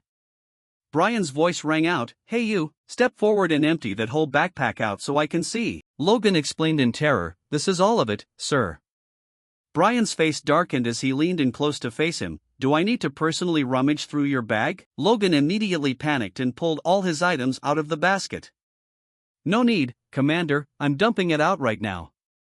This, and Brian placed his hands on his hips, threatening coldly, "I'm warning you beforehand, anyone who dares hide stuff only for me to personally uncover contraband." Thinking of Brian's words, the crowd turned pale with fear, bracing themselves to run laps around the training ground all night long. He looked at the surrounding recruits, urging them, "Hurry up and dump it all out." Seeing this, Damien felt thoroughly vindicated. Serves them right. After a while, Brian paced back and forth with his hands on his hips, announcing, "All right, that's it for the gear inspection." He turned his head to look at the crowd and declared, "Now, I need to appoint a temporary student platoon leader to command the soldiers in my stead whenever I'm absent." Brian reached into his pocket and pulled out a piece of paper to look at it. The moment he looked at the paper, he gasped and blurted out, "There's a soldier in our platoon who passed the selection with a sky-high score." Setting the paper down, Brian looked toward the crowd and shouted, "Damien." "Who is Damien? Step forward, let me see." His gaze shifted toward Kyle, whose face had gone dark in a corner. "Is it that guy from earlier? To be a student platoon leader, character is just as important as ability. Brian walked up to him to ask, "You're Damien, right?" Right at that moment, Damien finally stood out. "That's me." Hearing that, the man turned his head in surprise. "It wasn't that guy? Then who is it?" The moment Brian saw the boy, his eyes widened and he froze dead in his tracks. He tightly gripped the paper in his hand, asking with a stutter, "Did you say you were only 13 earlier?" Damien confirmed calmly, "Yes, sir." Hearing that, Kyle looked over in fury, mocking loudly, "A little brat like that wants to be the student platoon leader? Damn it all, since when did the army turn into a daycare?" Brian put his hands on his hips and barked over, "Quiet down over in that corner." The guy still talked back defiantly, "But I'm not saying anything wrong, Commander." Kyle stood up, taking deliberate steps right up to him. "The student platoon leader is your representative, sir. Shouldn't they have to prove their leadership ability?" He then pointed a dismissive index finger at Damien, sneering, "Leaving a kid in charge like that will completely trash our platoon's discipline." The corner of his mouth hooked up into a smile. "I don't even care about this troublesome student platoon leader position, but this bastard just loves looking for trouble, doesn't he?" Damien then silently made up his mind, "Alright, let's play along and go all out with this old man." He tilted his head with a smirk, provoking, "I'm confident I'll do a better job than a brainless meathead who's all muscle and no brains, that's for damn sure." Kyle screamed in rage upon hearing that. "What did you say, you little brat?" Brian glanced over to Pry. "Your name is Kyle, right?" He answered calmly, "Yes, Commander." "For now, I will still take the position." Immediately after, he reached out and lightly grabbed Kyle by his collar. An intense bloodlust radiated from Brian as he glared at him, barking loudly, "If you ever dare belittle a comrade by calling them a brat or any similar word again, next time it won't just stop at a simple warning like this." "Got it?" Kyle looked up from below into his stern face. "Got it, Commander." Brian then raised his head to look toward Damien. However, his point isn't entirely without merit. The authority of a student platoon leader requires actual leadership capability. Kyle raised a hand to propose, "Then how about this, platoon leader? Why don't you let me and this kid have a match? Whoever wins gets the seat. Wouldn't that prove both capability and authority?" Brian looked toward the boy to ask, "Do you agree to this?" Damien closed his eyes, thinking to himself that he might as well use this opportunity to reset the military discipline. "Sure, sounds good to me." He then raised a hand and pointed at Kyle, calling out, "So I just need to beat this pea-brained fool to a pulp and we're done, right?" The guy snapped back in pure rage, "Pea-brained fool?" Brian looked toward the rest of the people in the room. "Do you guys agree to this deal?" They all answered in unison, "Agreed." He led the crowd as they quickly walked out of there. "Then there's no need to drag this out. Everyone follow me out to the shooting range for the showdown." Brian looked at Kyle's arrogant demeanor and Damien's calm face, declaring, "The match will begin immediately." Brian looked at both Kyle and Damien to check. "The rule is that if an opponent surrenders, the match must stop immediately. Ready?" He flashed a smug smile and said, "I'm ready." Damien closed his eyes, nodding as he spoke up, "I'm ready." Brian's voice rang out, declaring, "Then let the match begin." Kyle massaged his shoulder with his other hand, muttering, "Thinking about bullying a kid makes me feel pretty guilty." Damien let out a sigh, urging, "Stop rambling and get over here, you brute." A vein popped on his forehead as he roared in fury, "You little brat." Kyle's eyes flashed with a bright red light. "The reason you're getting beaten like a dog today is exactly because of that mouth of yours." Damien stood perfectly still, silent and serene. "This guy's speed is better than I thought. Compared to the soldiers from my past life, he's actually got a decent reputation." He watched as Kyle's figure closed in right before his eyes. Damien's gaze locked onto the incoming fist, thinking to himself that it only amounted to this much. He then leaned his body and dodged to the side. "No way in hell you're hitting me." Kyle looked at the scene before him in sheer disbelief. "You dodged it? It's like you knew exactly where my fist was aiming beforehand." He then gathered his strength, intending to throw another punch. "Looks like you picked up a few tricks from somewhere. But there's no way you're dodging this one." Damien tilted his head and effortlessly dodged once more. "Too slow." Kyle slammed his two fists together with a loud crash.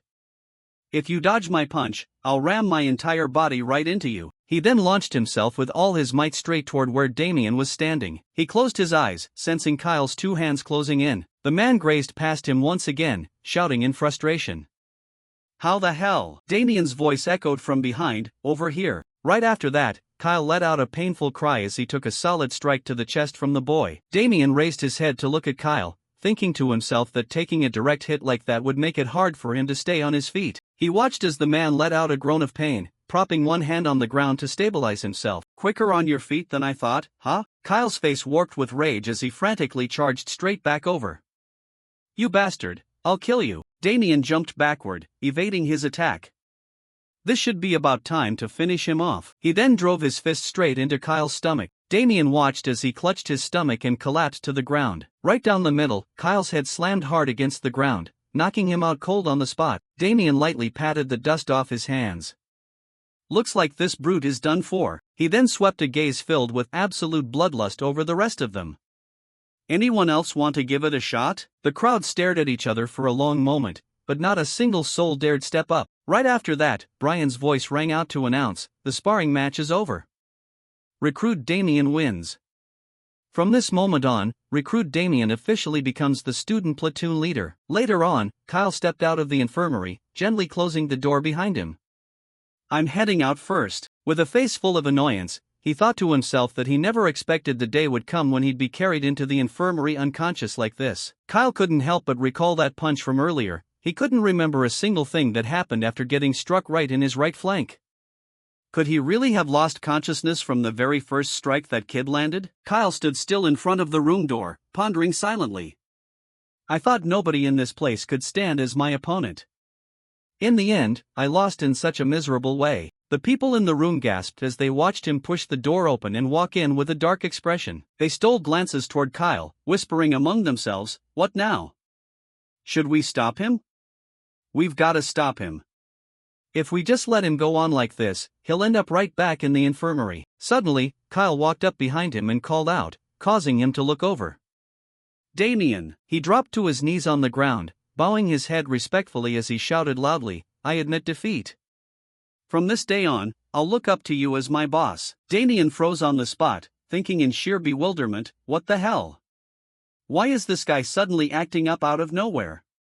Did I accidentally punch his head too hard earlier? Kyle then raised his head to look up, stating with absolute seriousness, you're the youngest person I've ever fought, but you're also the strongest. Respecting someone stronger than yourself is only natural. Kyle's voice rang out, please accept me as your subordinate. Damien was also utterly taken aback on the spot. He had thought the guy was just an arrogant, disrespectful brute, but who would have thought he'd turn out to be someone who actually knew how to show proper respect like this? Then he held out a hand to make peace. No need to call me boss or anything, just call me Damien. Damien added with a big smile, let's do our best from now on, Kyle. Kyle reached out and shook it. I'm looking forward to working with you too, Damien. A week at the camp flew by after Damien's group enlisted. Brian watched them run with his hands on his hips, shouting, don't stop. Keep your eyes on the back of the person in front of you and keep running. Damien couldn't help but marvel at how the instructors crammed so many crazy drills into their schedule, making time fly like the wind. Seeing that everyone was done running, Brian raised his hand and announced, training is over. Dismissed back to your tents, except for you, Damien, come with me. Hearing that, he followed him, thoroughly confused. What's going on? Where is he taking me out of nowhere? Damien followed Brian and stood outside a room, wondering, the administration office? Are they about to make an announcement or something? He looked at the people lined up perfectly straight inside and noted that those other guys were here too. Damien stepped inside, figuring he would just listen to whatever they had to say first and go from there. When Kason saw him, he covered his mouth and blurted out, where did this pint-sized kid come from? Oh crap, I said that out loud.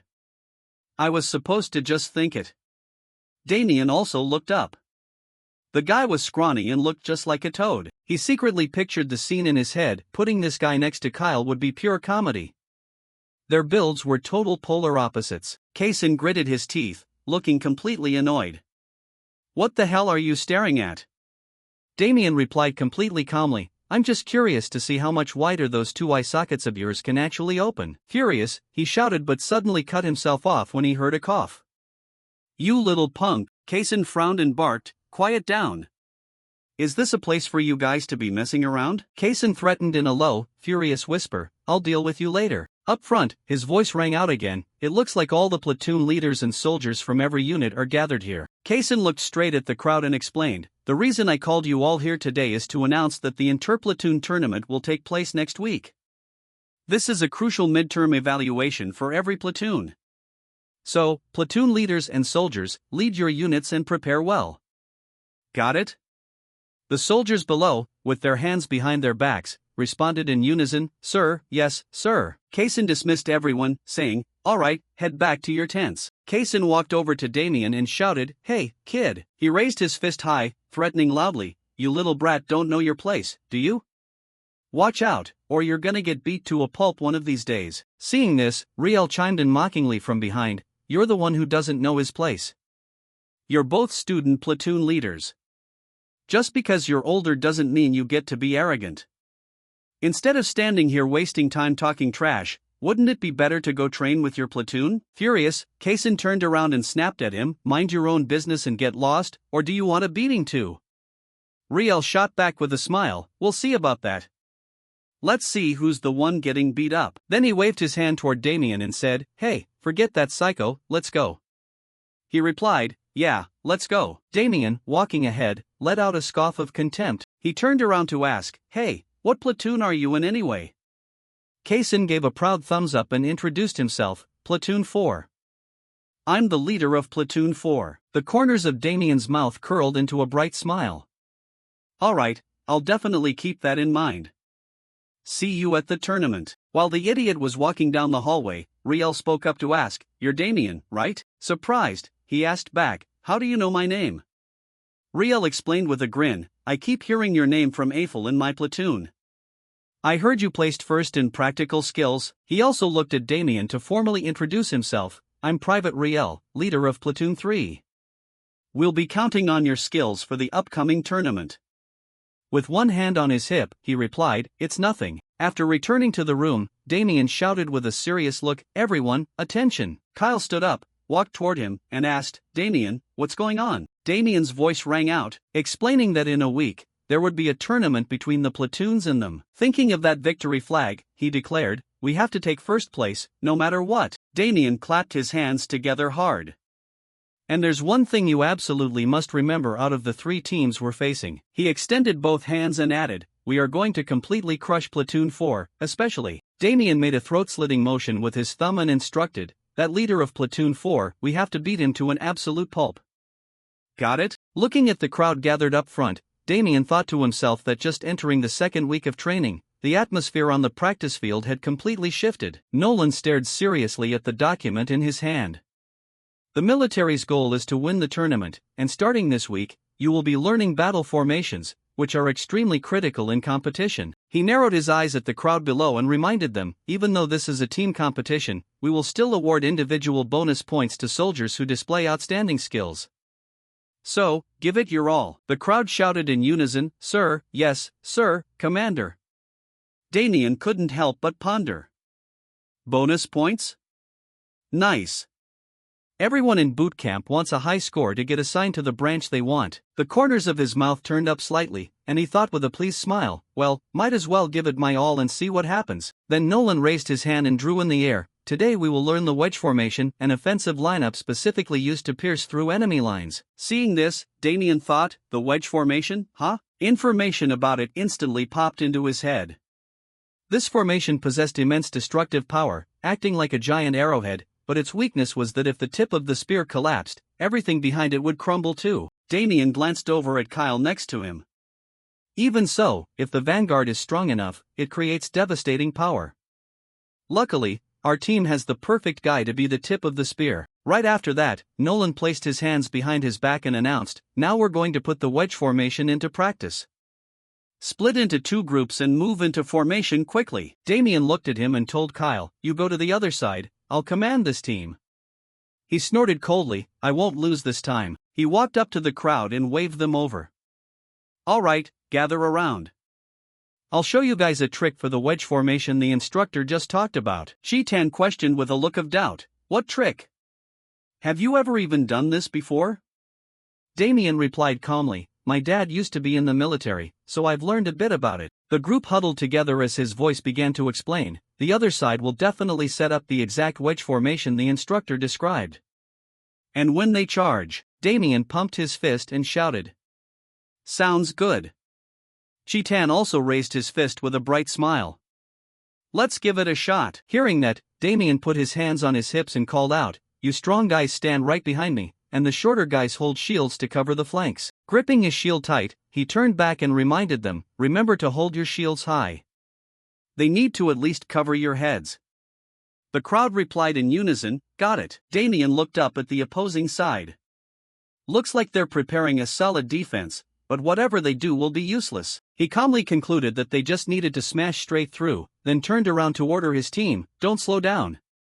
Let's finish this in a single charge. Nolan also waved his arm and ordered, Begin the match. His voice rang out on the left foot. A wave of noise erupted across the field. Damien glanced over and smiled faintly, thinking, for their first time, their defense is pretty good. They're advancing without breaking formation at all. His eyebrows knitted tightly together. Alright, we're about to close in on Kyle's formation. Then he urged loudly, Pick up the pace, boys. On the other side, Kyle's group marched forward in sync, constantly shouting. A purple light emanated from Damien as he thought to himself, Now it's my turn. I didn't even bother using mana during the strength and endurance training, he secretly thought, but in times like this, I have to pull it out and use it. He let out a shout, slamming his shield hard against Kyle's and pushing forward. Damien pressed hard against the shield and ordered excitedly, Push hard. Drive into the gap just like we planned. He secretly calculated in his mind that by targeting their blind spot instead of charging straight at them, the opponents would panic a bit. And right at that exact moment, a voice rang out, Someone stop him. Damien's eyes lit up as he stared toward the rear. I've got this. Looking at the gap that had opened up, he shouted, Here's our chance. Right after that, long staffs from Damien's side simultaneously struck the knees of the opposing team. Logan was knocked backward, startled and shocked. What the hell is this? Kyle turned to look at the falling crowd and screamed, What are you guys doing? Get up right now. He turned toward this side and snapped, Damn it, I'll take care of you first. Right after that, Damien rammed forward with his shield. Kyle, did you forget I'm your opponent? Kyle's face darkened as he barked coldly, Get out of the way. Hearing that, Damien raised his shield to block it and asked back, You're telling me to get out of the way? He replied with a dead serious expression, Yeah. But as soon as he saw Damien right next to him, he gasped, What? Right after that, he smoothly applied force and shoved hard, knocking Kyle down. Looking down from above, Damien smiled and said, Kyle, your physique is great, but you need to learn how to apply force at the right place and time. Nolan stood still, watching the combat over there. That kid is way better than I thought. He stared at Damien's small frame, noting that his build wasn't anything impressive. It was hard to believe he belonged to the same batch of recruits as the rest of the soldiers. Right after that, Nolan extended both arms out to the sides and announced, Stop.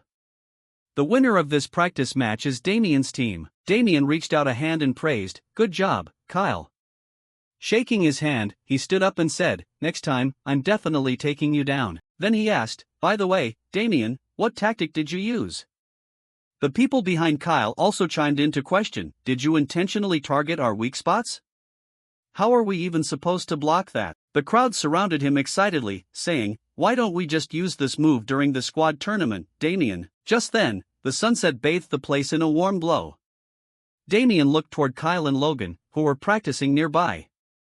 These guys usually rushed straight back to the barracks the second training ended, but now they actually knew how to review their mistakes and practice more together. A smirk played on his lips as he thought, This kind of atmosphere is great. As long as we prepare properly, there's nothing to worry about regarding the tournament. Suddenly, a jarring voice cut through, No way that little brat is actually the leader of Squad 1. Damien let out a confused hum and looked over. Den pointed over to this side and yelled, Exactly. Look at him over there, acting like he's commanding the troops. Aston also laughed out loud mockingly, What is wrong with those guys?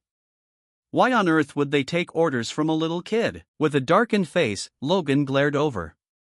What did those bastards just say? A brat? Shivo also cursed in annoyance, Those jerks. Den spread his arms wide and continued to provoke them, What? A kid is a brat. Am I saying anything wrong? Aston chimed in with a laugh, You can tell just by looking how trashy that squad's skill level is. Mason stepped out from behind with a contemptuous smirk, Screw them. It's not the followers' fault, it's the fault of that arrogant kid who doesn't know his place acting like a squad leader. Damien turned his head to look, and seeing him, he couldn't help but curse silently, that guy again. Is he just begging for a beating or something? Then he shook his head slightly. Whatever, why waste energy on some small fry trying to provoke me? We're going to crush them in the tournament anyway. Then he calmly ordered, Squad 1, everyone head back to the barracks. Suddenly, a loud voice barked out, what the hell are you dogs barking about? Damien raised his head and looked at the scene before him in shock. Logan's crew charged forward in a fury, yelling loudly, if you run into my squad during the tournament, you guys are dead meat. You bastards, keep your eyes open and wait for us to smash you to pieces. Kyle pointed his finger at Mason and declared fiercely, especially that squinty-eyed guy standing at the very front, you guys better go ahead and pick out a coffin. Then, fuming with rage, he turned around and asked, Damien, those jerks you were just trash-talking are from Squad 4, right? Startled, he gave an affirmative reply, huh? Oh, yeah, right. Kyle and the others glared at the crowd, smashing their fists together.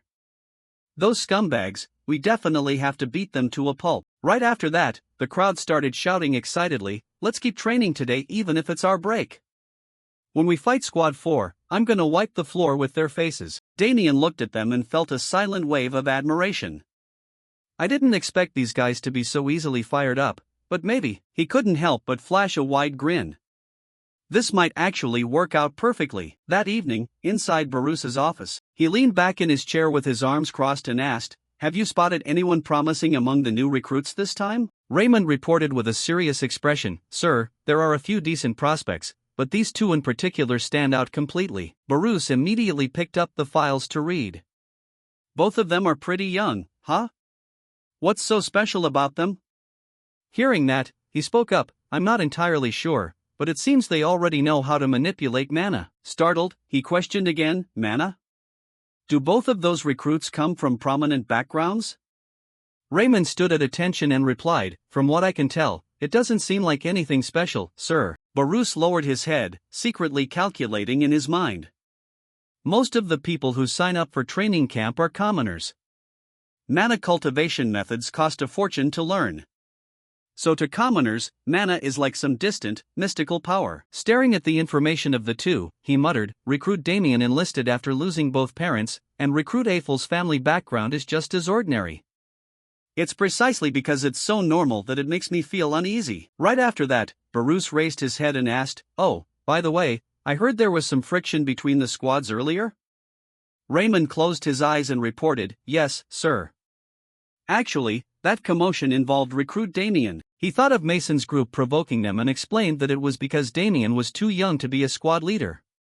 He recalled Logan's group and added that the other squad leaders and team members looked down on him, but the members of Squad 1 flew into a rage, which actually brought the whole squad together. Hearing that, Baruch couldn't help but confirm, so the members of Squad 1 have already accepted that kid as their leader? Raymond bowed his head in confirmation, yes, sir, that is correct. Baruch rested his chin on one hand and murmured, interesting. He raised a finger and gestured, since things are like this, why don't we try it this way? He leaned in to listen to Baruch's entire plan. After listening, Raymond asked in surprise, but don't you think doing that might backfire?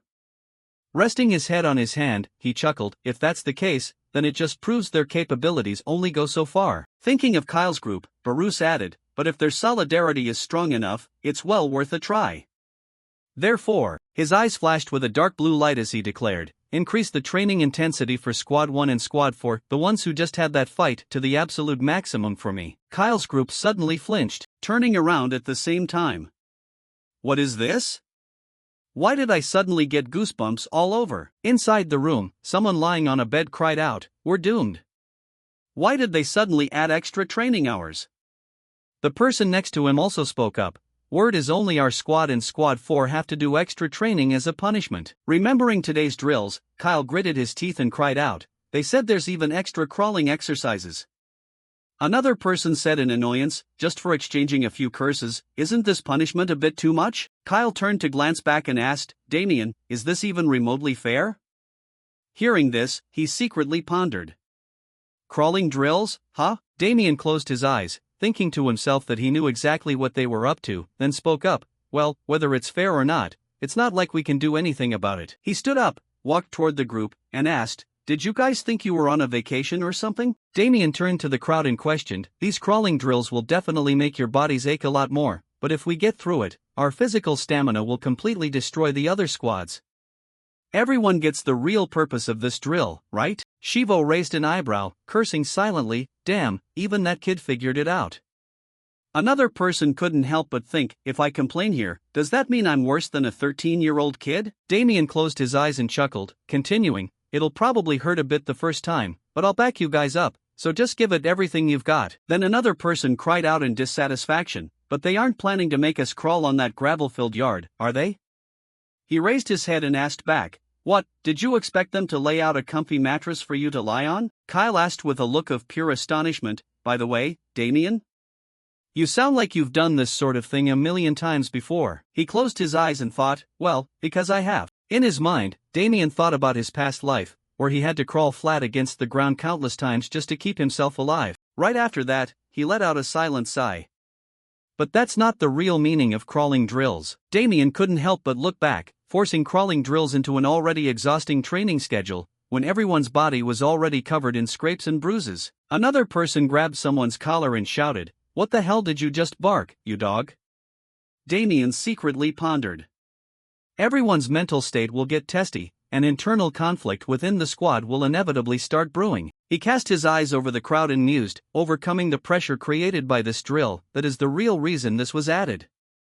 They want to see whether Squad 1 or Squad 4 handles the heat better. Damien squatted down at the foot of the bed and pulled out a chest. With their intentions this obvious, there's no way I'm just gonna sit back and take it. Then he shouted loudly, listen up, boys.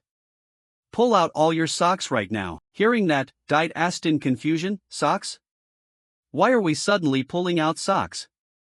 His voice rang out from then on. Damien smiled broadly and forcefully pulled out a sock in his hand. I'm going to perform a magic trick that'll serve as a lucky charm for this drill. The next morning, the instructor stared down at them and asked, Squad 1, is everyone assembled? Damien's group responded loudly, yes, instructor. Looking down at them, he introduced himself, alright, I'm Nielsen, the instructor in charge of your crawling drills. Today, we will learn the low crawl technique. With his hands behind his back, Nielsen looked at the leader in front of him and instructed, the low crawl requires you to stay flat against the ground, keep your spear straight, and move rapidly by alternating your arms and knees. Then he pointed toward the netting ahead and asked, now, you will clear that obstacle course using this low crawl technique.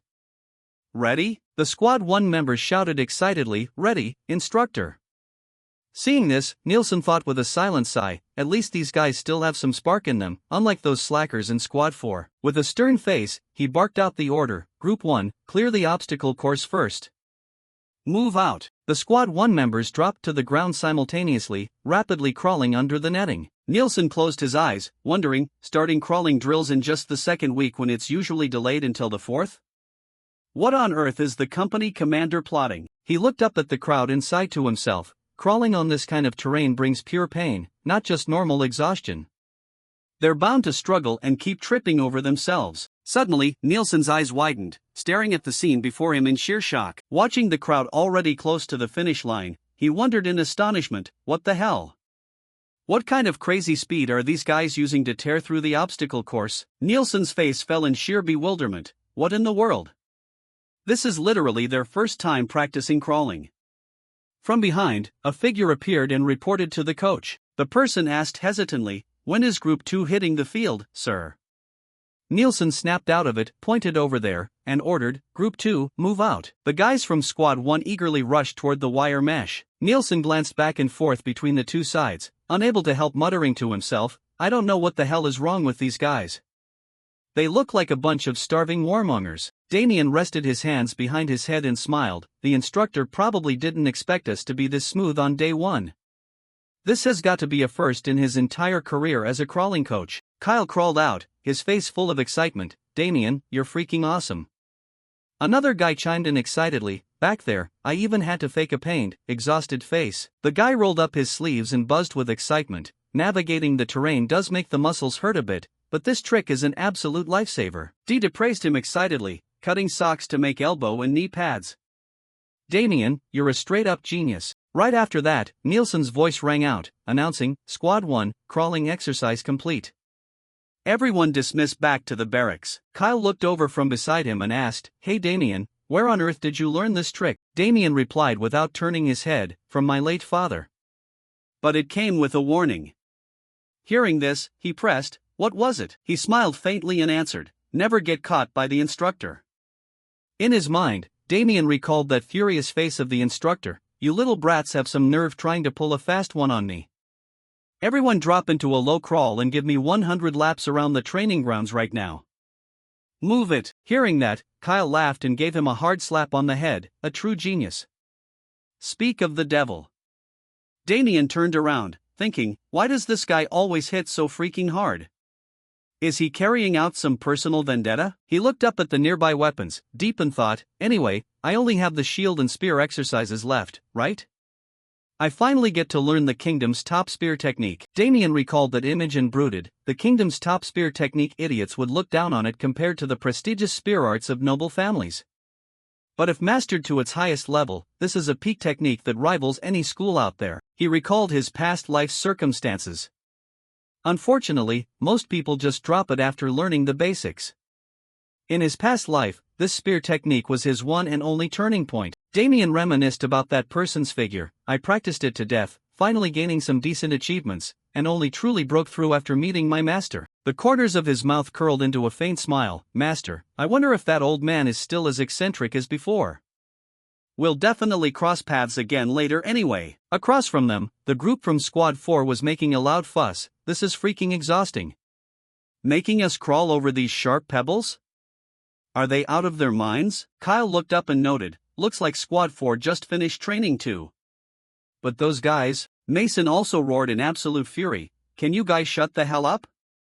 Stop complaining, for crying out loud. Damien and Kyle were both startled when they heard this. The surrounding Squad 4 members immediately shouted back in dissatisfaction, What the hell did you just bark?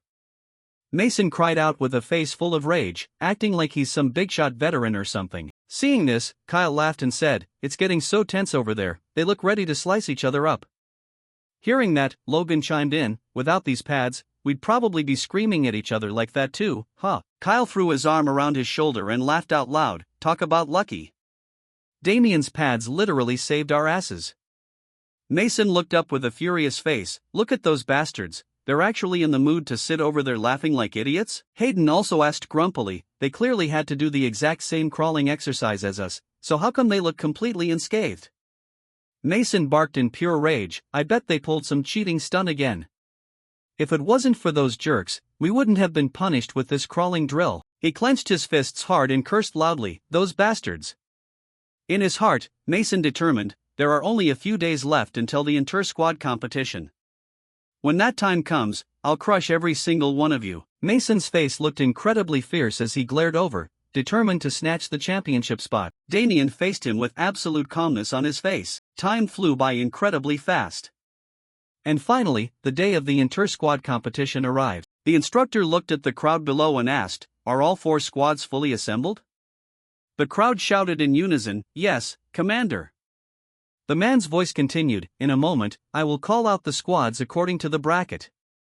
Everyone get ready. Kyle turned his head, looked over, and shouted, hey Damien. He looked back, puzzled, what's up? He frowned and glanced at Damien, wondering, you look kind of different today, or am I just tripping? Kyle's voice continued, something definitely changed, but I can't put my finger on it. Did you get taller? Well, you are at a growing age, right? Logan burst into excited laughter from behind, oh, Kyle. Damien was already tall to begin with. The guy next to him chimed in, yeah, it's just that you're unreasonably massive. Stop teasing him. Damien glanced over, thinking in annoyance, did this guy seriously just sense that instinctively? The events of last night flashed through his mind. Actually, last night I broke through to the 2nd tier of the mana cultivation method. Thanks to that, my internal mana reserves have significantly increased. Damien thought about that enveloping purple light and mused, ever since entering this training camp, practicing mana diligently every day has finally paid off. Right after that, he shouted out, causing him to ask in confusion. Damien said with a serious expression, in this squad tournament, I want our squad to win with a completely overwhelming victory. In his mind, he thought about that opportunity. The top 5 best soldiers in the tournament would be rewarded with their choice of any gear they wanted from the armory. Damien lowered his head, pondering internally. Usually, people would pick weapons or armor enchanted with a one-time defensive magic, but those things are C rank at best. He clenched his fist, thinking of that glowing ring. That's not my goal. In my past life, I heard a subordinate from training camp number 3 talk about it. Damien stared at it, deep in thought. There's a ring with an incredible special ability. It's a passive item with a continuous effect, so it must be at least A rank. He gently clenched his fist again, thinking, to get my hands on it, I have to win this tournament and take first place. If Eiffel, who also knows how to use mana, gets to pick first, he might snatch it right from under my nose. Then he looked up and asked, do you think we can pull it off? Kyle gave a low laugh and affirmed, hell yeah we can. Then he clapped his hands together with great force. Kyle looked at the guys below and called out, did you guys hear that? The squad leader says we're prioritizing this tournament. You all heard him loud and clear, right? Filled with fighting spirit, they shouted excitedly, damn right. First place is definitely ours. Kyle turned around and said, looks like everyone is on the same page. Damien closed his eyes and smiled, awesome. Right after that, the instructor's voice rang out, I will now announce the schedule for the first match of the squad tournament. Squad 1, step forward. Leading the way, Damien walked ahead and smiled, let's march straight to glory, boys. Right as the squad stepped up to present themselves, the instructor announced the details in a loud voice, the squad tournament will be divided into 2 sides, offense and defense. Sides switch after 1 round, making it a total of 2 practice rounds. The rookies' faces collectively turned serious as his every word echoed in their ears. If the offense fails to capture the flag within the time limit, it's an automatic loss. Squad 2, and of course, neither Damien nor the Squad 1 rookies had any objections to the instructor's next command, get ready to attack first. After hearing the instructions, he turned directly to face his subordinates, emphasizing every word, just do it exactly like we practiced. They immediately shouted in unison, sir, yes sir. Receiving a satisfactory answer, Damien shifted his gaze to the sturdiest rookie in the lineup. Kyle, you haven't forgotten the plan, right? When you hear my signal, just ram straight into those guys in front of us with everything you've got. He confidently assured him right away, don't sweat it. When it comes to brute strength, I'm fully confident. And once both sides had set up their formations, the instructor immediately barked the declaration at the top of his lungs, match start. Being the attacking side, Squad 2 naturally charged forward at top speed in a wedge formation. Crush them to pieces. Shivo and his guys gripped their wooden shields tightly to resist the oncoming pressure, not forgetting to call out, hold your ground, boys. Don't let the formation break. Squad 2 ran straight into a wall trying to break through, leaving the whole bunch completely incredulous. What the hell is with these guys? There's not a single opening. They look like a solid fortress wall. Watching from the high platform, an instructor couldn't help but comment, Squad 2 attacks first, but Squad 1's formation looks a bit strange, doesn't it? Packing themselves that tightly just means they're sitting ducks. What can they even achieve? Who would have thought that in the very next instant, a bizarre twist occurred as a gruff roar echoed through the air, immediately drawing the attention of Nolan's group as it surged forward. As it turned out, the source of that sound was none other than Kyle, who was exhilaratingly overpowering his opponents. Everyone on Squad 2 panicked completely. Our team is getting pushed back. Alex, acting as the flag bearer, snapped and barked an almost meaningless command to his teammates, who were being pinned down so hard they couldn't even look up. Hold the line. I said hold the damn line. His thin eyebrows knitted tightly together with every roar. You bastards, our team is on the offense. Shut your mouths and hold your ground. But in the next moment, Damien, standing in a position that gave him a full view of the battlefield, simply shouted a single word, Kyle. No need for complicated instructions, that alone was enough to flip the switch on his wild side. This time, I'm going all out. Facing the terrifying momentum, the morale of Squad 2 instantly plummeted to rock bottom. What the hell? What's up with that monster guy? He's not even using his shield. He's ramming straight in with his shoulder, and because of this reckless charge, the teammates under Damien's command were forced to speed up and run toward their leader. Kyle immediately urged them, get right next to me. In the very next moment, even though Squad 1 was the defensive side, they effectively became the aggressors as Kyle decisively plowed into the enemy formation, pushing them back. Facing this terrifying sight, Alex himself turned pale, his teeth clenched tightly. How the hell is their teamwork so flawless? Their practice time is basically the same as ours. With his sharp eyes, Damien quickly caught the opening and barked a loud command, an opening. Squad 1, all-out attack. Without a moment's rest, a new wave of attacks unfolded so fiercely that white dust billowed throughout the massive open space. Witnessing the entire situation unfold in such an unbelievable direction, Nolan couldn't help but stutter as he turned to ask Brian, who was in charge of their group, "What's the meaning of this?" "Platoon Leader 1, did you make them work overtime or something?" After pausing for a long moment, he finally replied, "I'm just as surprised as you are." Deep down, a wave of shock welled up as a bead of sweat rolled down his cheek. He hadn't expected kids who just learned the basics to perform this outstandingly. This level was no different from highly trained elite soldiers. Shifting his gaze toward the quiet figure at the back of the bustling crowd. And the reason they could pull this off was, of course, thanks to that kid. In Brian's eyes, Damien was now showing his decisiveness as he delivered the perfect commands. "Spread out wide to make some room. We're going to completely smash Squad 2's formation this match." Memories of the moment he caught them practicing replayed in his mind.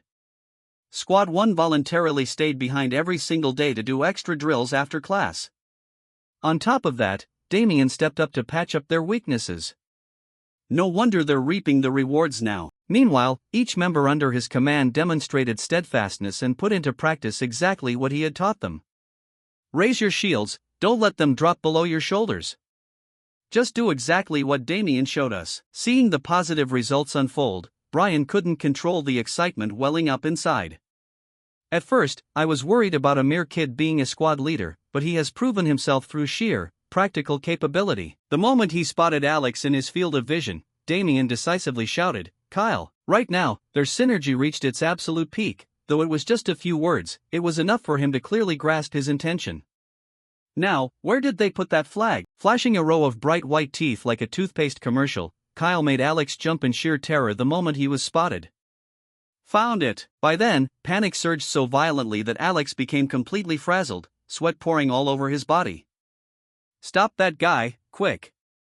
Forget about attacking, just focus on blocking him." In stark contrast to the practically depleted spirit of Squad 2, Squad 1 was still burning with an intimidating momentum. "Not a chance, boys!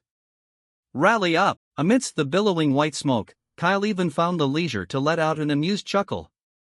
"You idiots!" Their opponents were collectively stunned. "What the hell? Why did that guy who's as strong as an ox suddenly stop moving?" The excited curl on his lips didn't drop for a single second. "You guys fell right into our trap," successfully causing quite a panic among the front runners. "A trap?" While they were still startled by his announcement, a figure slammed his foot against the ground and lunged forward like the wind on the small feet characteristic of a 13-year-old. That person was none other than Damien, moving with agile dexterity. "Great job!" Kyle launched the small body right into midair. His sharp eyes locked onto one and only one target. Before Alex could even react, the blunt end of the stick in Damien's hand thrust straight into the center of his chest. The force was violent enough to slam him down onto the rough ground. The moment he erupted in a painful shriek, the instructor chimed in right on cue to announce, "Time's up." Since the attacking side, Squad 2, failed to capture the flag, they automatically. Damien stepped directly onto his opponent to strike a pose, holding the red flag high as he picked up where the announcement left off with a spirited declaration, "We won." And naturally, after a grueling match, the green-haired instructor didn't forget to mention, "Take a short break, then switch sides." The people in the back couldn't help but exclaim in admiration, "That was incredible." At this rate, Squad 1 is probably going to sweep the whole tournament with an overwhelming winning streak. However, someone flatly refuted, "No way, it's not that certain yet." A finger clad in the red glove of the military uniform pointed straight in one direction. "Look over there. With that kind of skill." According to his assessment, the remaining two teams were still locked in a fierce battle.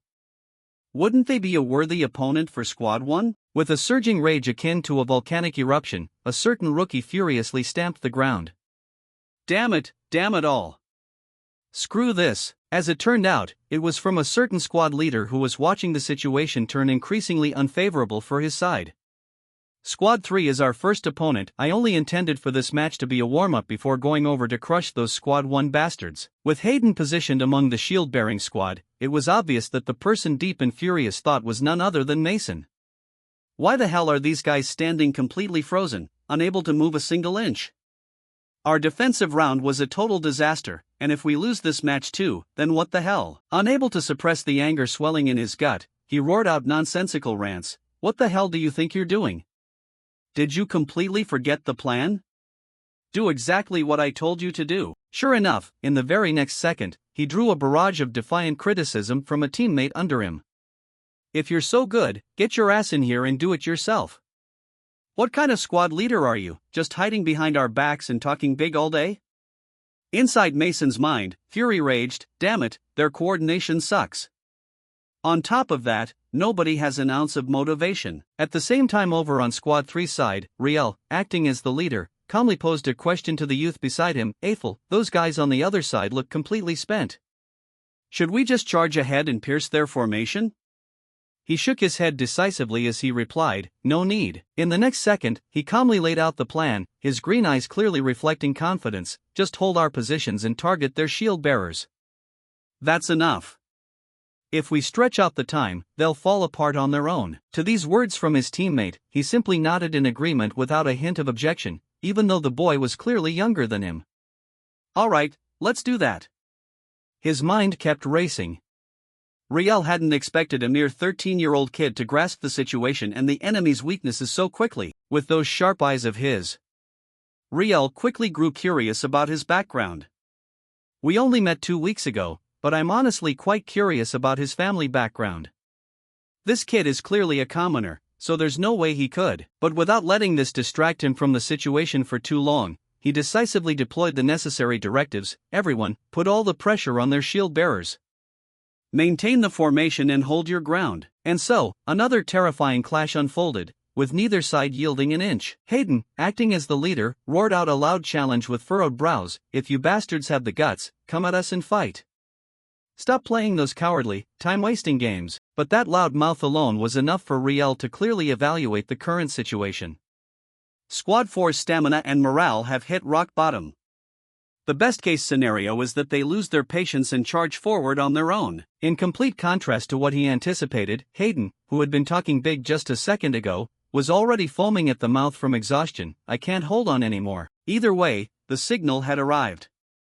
Riel decisively shouted the command to the members before him. Squad 3, our chance is here. The entire group immediately braced themselves and charged forward, aiming to shatter Squad 4's defensive layout with sheer force and mighty roars, regardless of how exhausted they were. Hayden's entire group still tried to use their whole bodies as leverage to hold their ground. Don't fall. If the shield bearers go down, it's a shame. But things wouldn't be handled that easily. As Riel turned his head and called Eifel's name, I was just waiting for that. The moment his teammate finished speaking was the instant he charged toward the tightly packed shields, and stepped right on top of them without a single shred of hesitation. Clearly, this was a launching pad designed specifically for this exact situation. Sure enough, in the next moment, Eiffel leaped high into the air. Just like what Damien had done minutes earlier, harboring an intimidating surge of mana, he didn't let it go to waste and channeled it straight into the stick in his hand. With his strength alone, Eiffel easily sent Squad 4 crashing down in a shocking display. Witnessing this spectacle from what was considered a safe position, Mason was horrified, his brows knitting tightly together. What the hell are you doing? You useless deadweights. His mind didn't forget the bet he made with Damien either. Damn it, fighting like this, how the hell are we supposed to beat Squad 1? And in the next moment, out of the corner of his eye, he caught sight of his relaxed figure. Witnessing the completely unextraordinary performance from a moderate distance, he let out a sigh. It's over. Sure enough, the instructor's voice rang out immediately after. Practice match over. Squad 3 wins. Looking at the person being cheered under the clear blue sky, Damien instantly made his assessment. That Eiffel guy is definitely something else. He's going to be a tough opponent. Turning on his heel to leave decisively, his thoughts began to shift. In the end, the real battle would have to be against Squad 3. Flaring up the mana he had upgraded, the corners of his lips curved up in excitement. I'm actually looking forward to this. See you in the finals, Eiffel. After a brief rest for the squads that had just gone through grueling battles, the instructor stood up and announced, "Break time is over. All squads, assemble on the training grounds immediately." As they moved forward, Kyle didn't forget to raise a question to the guy beside him to double-check. "Hey Damien, we're smashing squad 4 this match, right?" He simply replied in a calm, nonchalant tone, "Correct. This is their absolute last chance. They'll definitely scramble like crazy to get a point just to save face." Meanwhile, Kyle's chest swelled with pure satisfaction as a grin spread all the way to his ears. "That's what makes it fun. I'm gonna break the jaw of that guy who dared call you a kid." Damien nonchalantly dismissed it. "I already called dibs on that guy. Just clear the path for me." Facing his teammates, he had no hesitation whatsoever as he listed the opponent's weaknesses. "Alright. The enemy is dead tired, and their coordination completely sucks." Radiating an aura so menacing that even the clear blue sky seemed to yield, Damien explicitly emphasized every single word, "But I have no intention of going easy on them. In fact, we need to hit faster and strike harder. We have to completely crush them into the ground this match." The moment his last word fell, Kyle's crew brimmed with excitement. Letting out a thrilled laugh, he said, "I've been waiting for this exact moment. We've gotta make them pay for running their mouths." Waiting until everyone finished cheering, he, as the leader of the group, immediately put on a serious face and ordered, "We're wrapping this up quick and clean, so stay focused, boys." Nobody raised a single objection. Logan's group kept their grins wide as they replied to him, loud and clear. And then, in the very next moment, the entire squad 1 got into position, everyone brimming with momentum and seriousness on their faces. In stark contrast to them was the highly cautious troop of Squad 4, having just suffered a rather miserable defeat against Squad 3. Not only highlighting the stark difference between the two groups of soldiers, Damien, as the one in charge, maintained a highly confident expression, while Mason looked as irritated as if Damien owed him a bunch of silver coins, all under the booming voice of the instructor. Match start. Carrying an intimidating momentum, Squad 1 launched an offensive with a thunderous shout, "Let's go, boys!" It wasn't long before both sides closed the distance, with his group maintaining their formation as they charged. Unlike when he was just observing Squad 2 from the back, Damien could now directly witness Squad 4's execution and form a plan. "This Squad 4's defensive formation looks way looser than I thought. At this level, a straight-up ram will shatter it completely." And then, a confident grin spread across his face the moment he got into position. "But it has to be executed thoroughly and flawlessly. I'm going to grind them to dust so that from now on, no one will ever dare whisper a word against us." Exhibiting absolute coordination, relying heavily on the unleashed force, Damien pushed Kyle, the largest guy among them, forward. With just the combined strength of the two of them, a violent collision unfolded between the two opposing sides. And clearly, Squad 4 suffered quite a shock from the violent gust of wind that Damien himself had just generated. "What the hell is this? What kind of freakish strength is that?" Being the one who always stood in the safest position, Mason understood absolutely nothing except to yell at the top of his lungs out of surging panic, "What are you guys doing? Clench your cheeks and hold the damn defensive line. You useless piece of trash." By now, sweat was pouring off him like a late autumn downpour. "Shield squad, protect the flag and block their frontal assault immediately." As for the spear squad, unfortunately, while he was still running his big mouth, Kyle and Damien had already repeated the technique they displayed during their match against Squad 2. In an instant, Mason was left startled as he saw him hovering right in the middle of midair. "I told you I'd remember your face, didn't I? It's you." Clenching his teeth tightly, the oncoming sense of danger was so intense that Mason, other than standing there, had no idea how else to react. It wasn't surprising at all, his right arm was directly and completely shattered by him. By the time Damien landed smoothly on the ground, Mason had already collapsed, clutching his painful shoulder. However, fury overrode his logic, allowing him to even forget the pain as he spat out every single word through his teeth in a pure, vengeful manner, "You bastard." He should have known when to stop. Unsurprisingly for someone harboring deep resentment toward Damien, he didn't hesitate for a second to pick up the wooden stick he had dropped. "Do you think I'm some straw scarecrow?" And then in the next moment, Mason charged forward as if that kick from earlier meant absolutely nothing. In a fair duel, a piece of trash like you wouldn't amount to a damn thing. Letting out a thoroughly disappointed sigh, to a battle-hardened person like Damien, his attack was simply pathetic and entirely predictable. Not even bothering to drag things out any longer, he decisively grabbed the end of his opponent's stick. Is this all you've got? Clearly, Mason's strength was barely enough to hold onto the last piece of wood. Tossing aside the shield in his hand, he casually executed a dazzling display of stick fighting.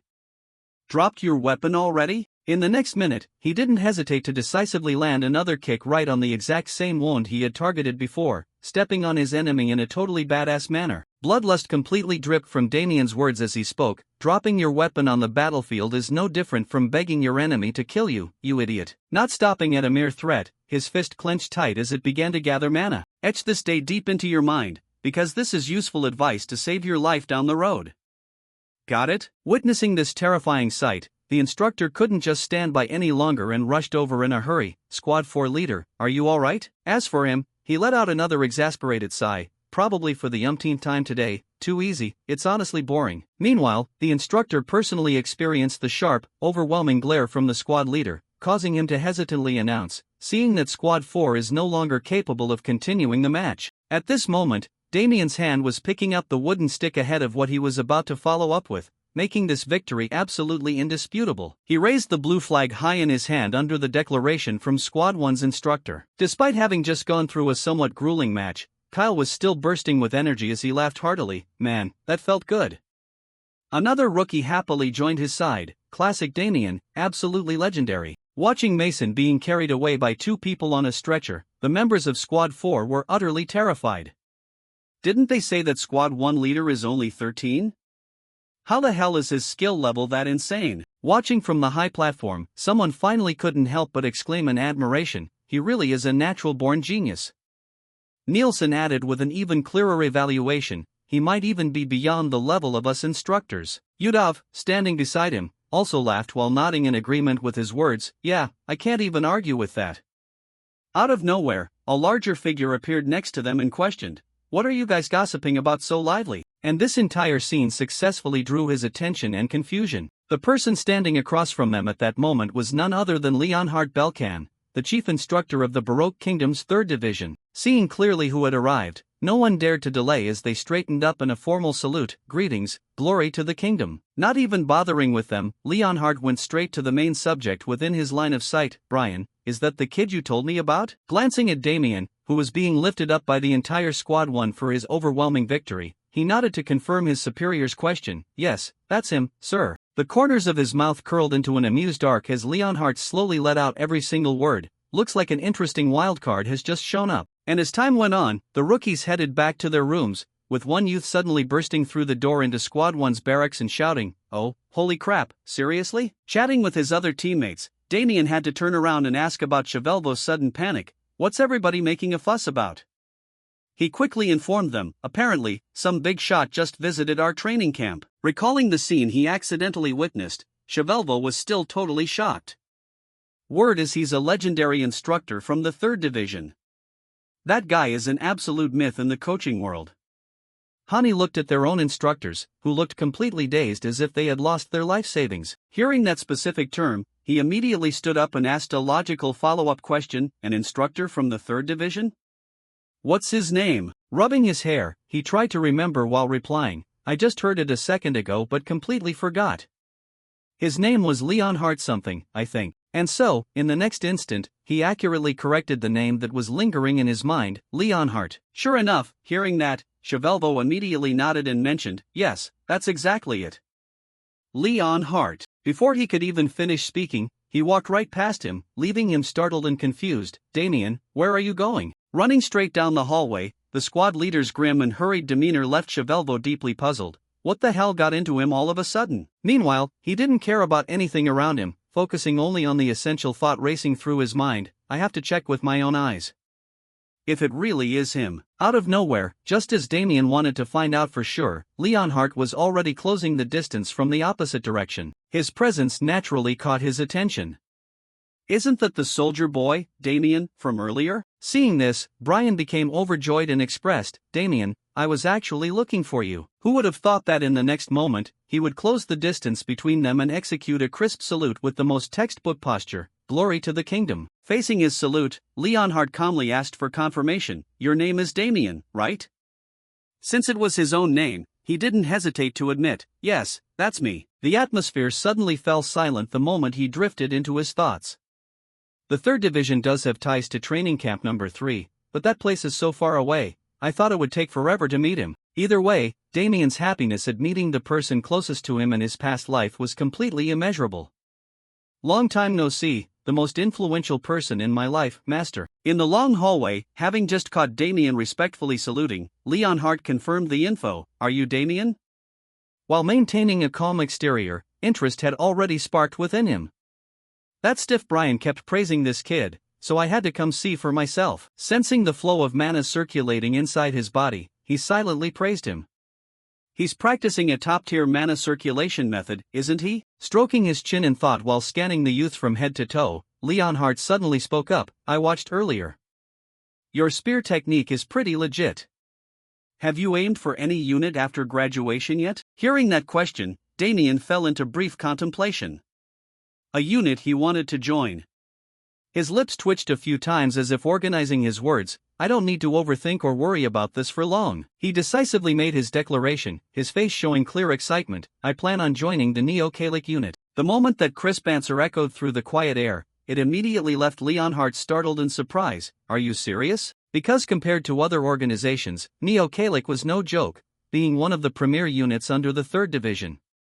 Their mission was to wipe out the monsters overflowing from the Bronzerian forest, the absolute most dangerous and brutal place, where people lost their lives every year. Understanding everything perfectly, Leonhardt found it hard to believe and grew curious about Damien's choice.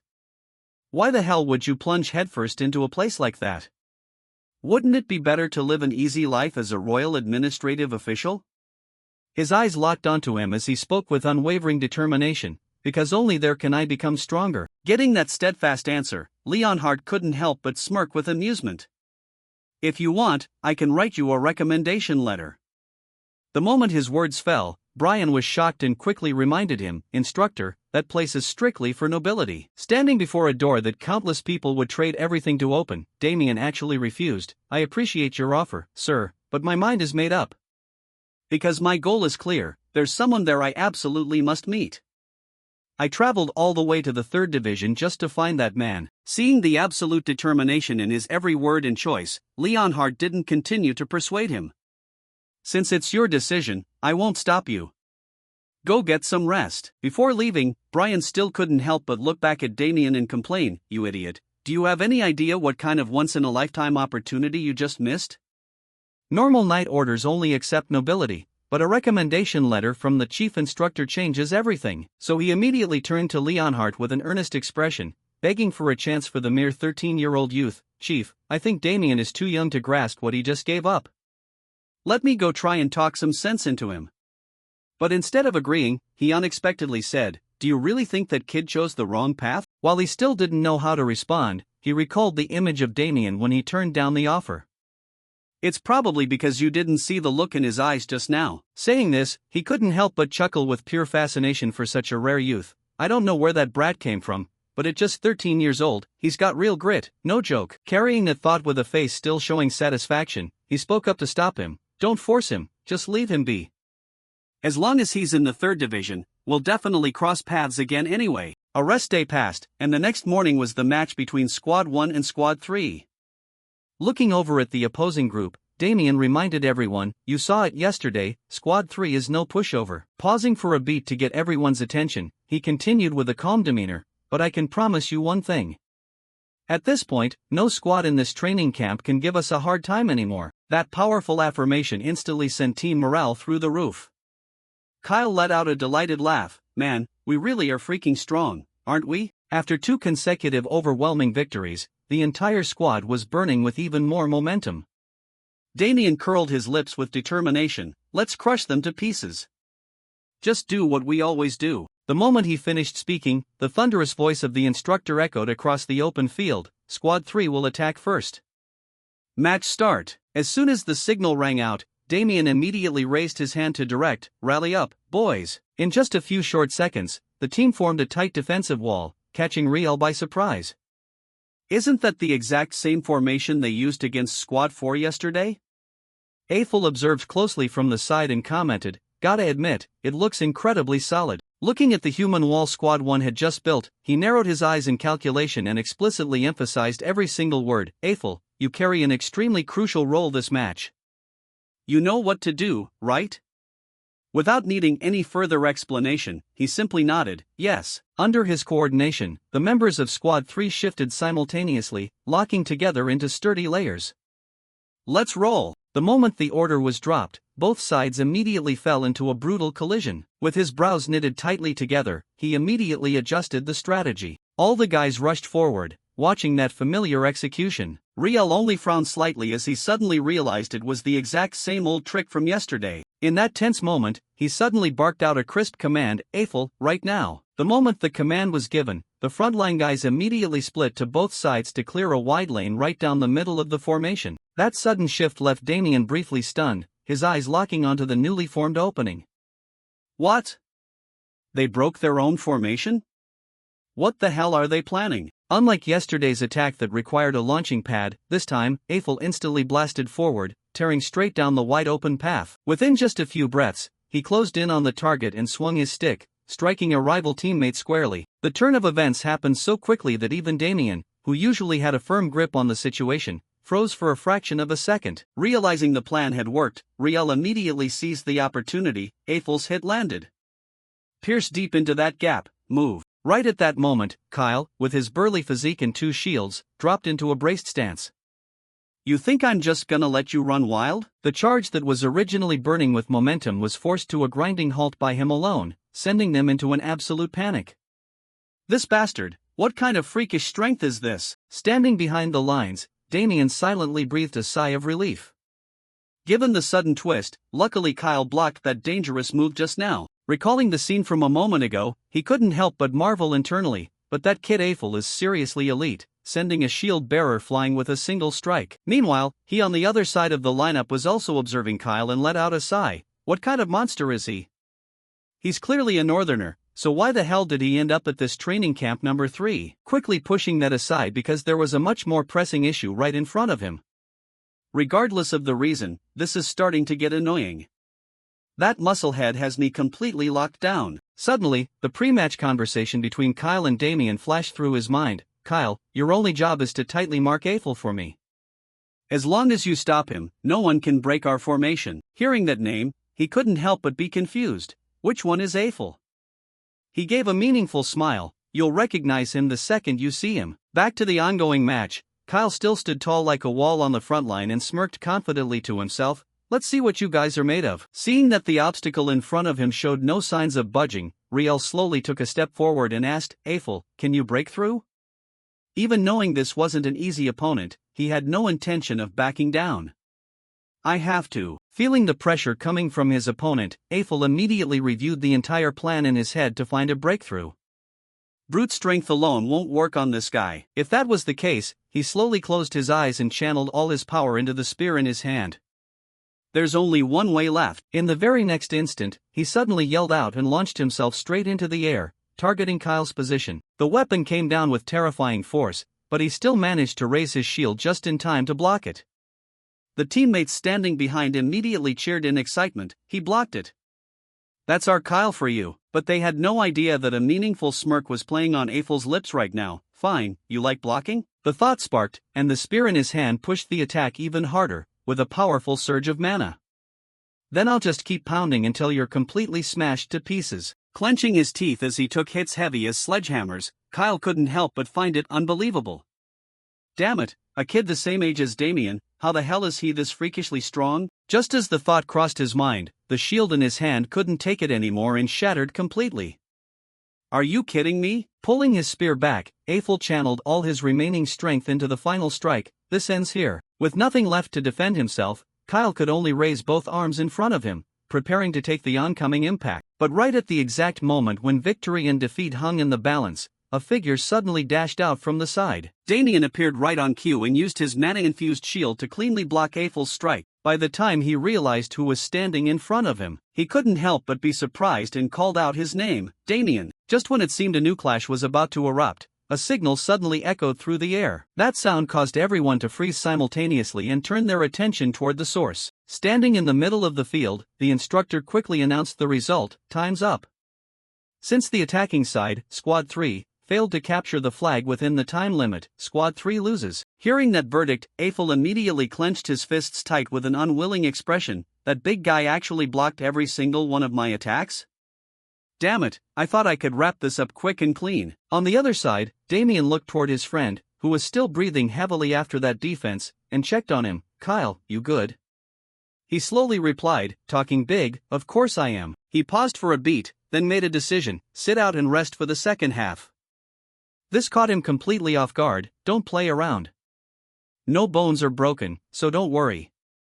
I'm fine. However, to protect him, he stood by his words and reminded him of the stakes. We still have 2 full weeks of training ahead of us.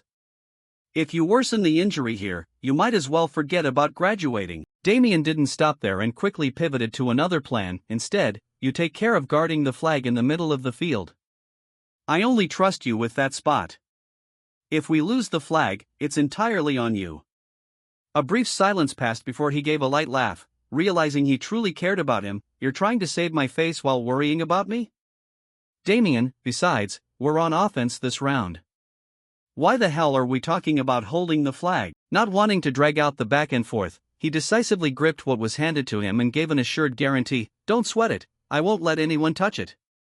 You just go out there and smash them to pieces. After a brief rest, the instructor's voice rang out once more. Switch sides.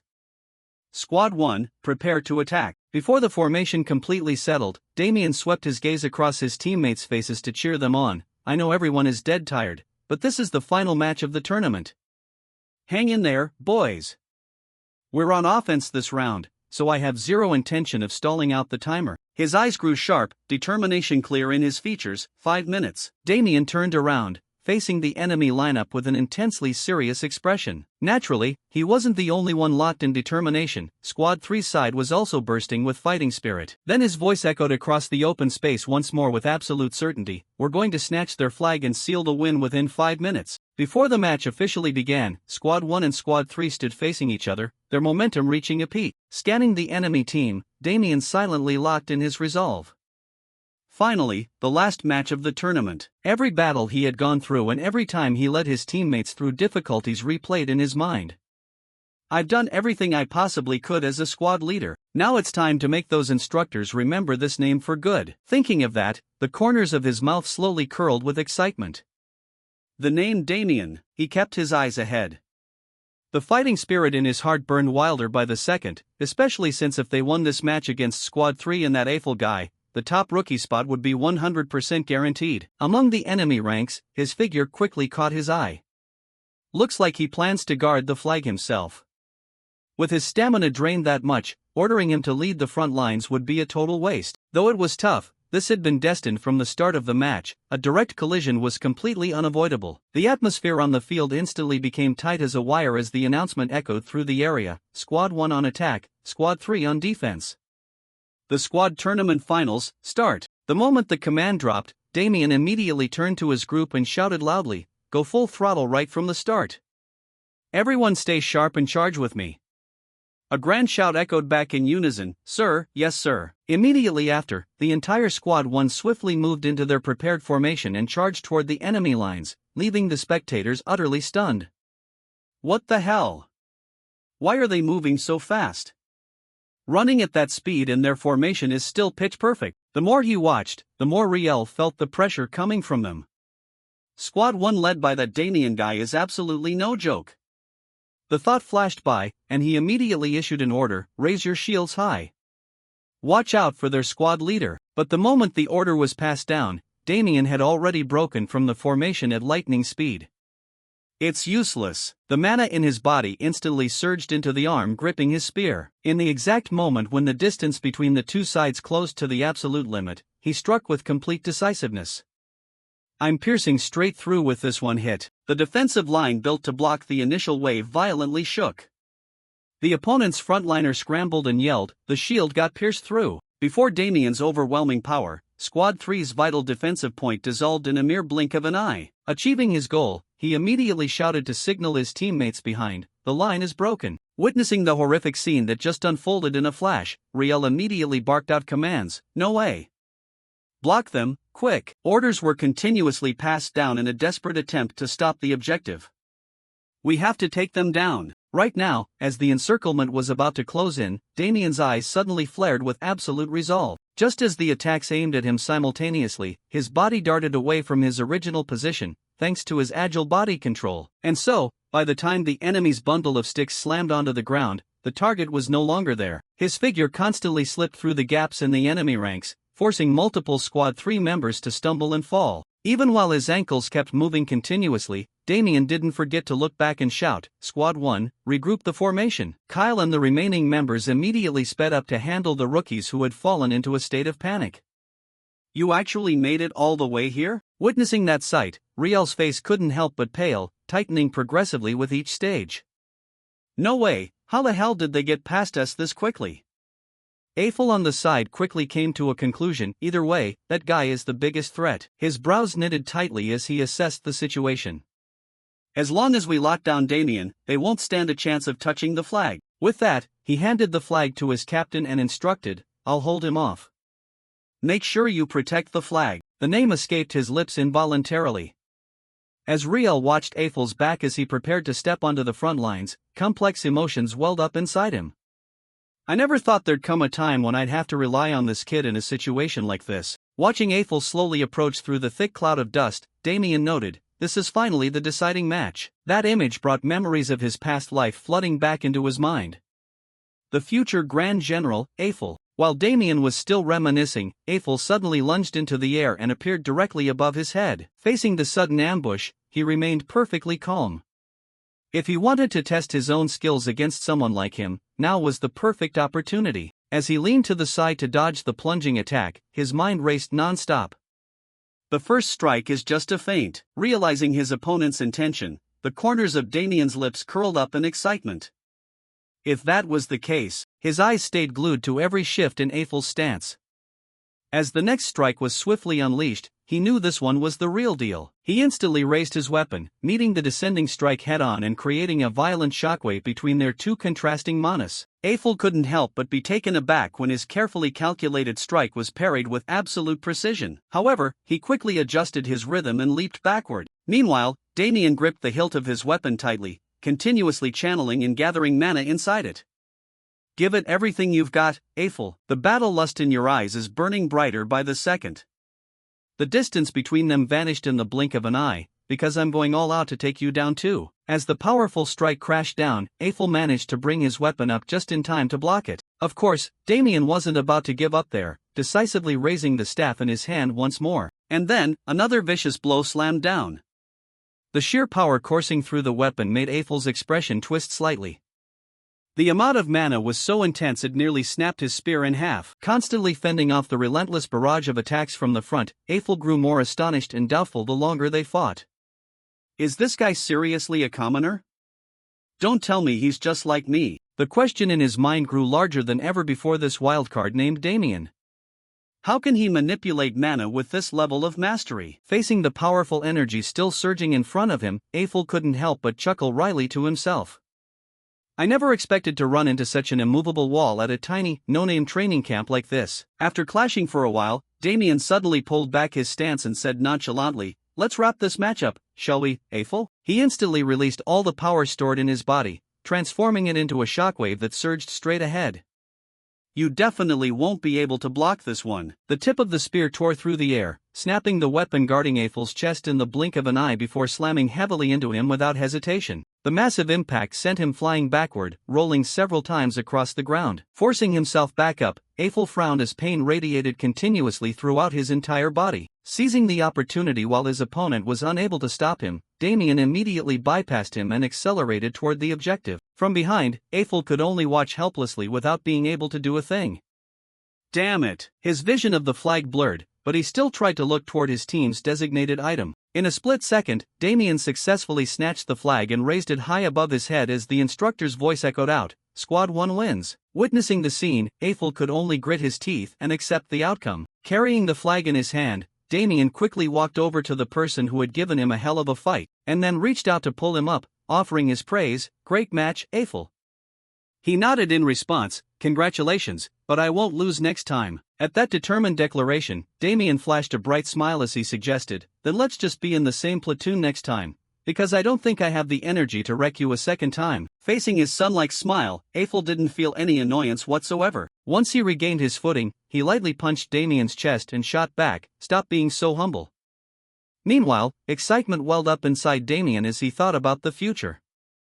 He had actually defeated Eiffel Van Chiu. Who knows, this experience might accidentally turn him into an even more terrifying monster down the road. Quickly brushing it aside, Damien turned his head toward his teammates who were cheering non-stop.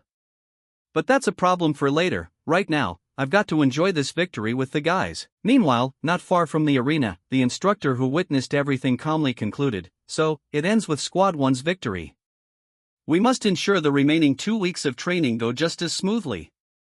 Hearing this, Leonhardt smiled from behind and confirmed, "Indeed." For now, his gaze caught the exact moment Damien was being tossed into the air by his cheering teammates. Let the kids savor the sweet taste of victory for now. Kyle stood frozen in front of the beautifully laid-out food table. "What is this? Is this for real?" He couldn't hide his excitement mixed with drool as he shouted, "We get a feast right here at the training camp."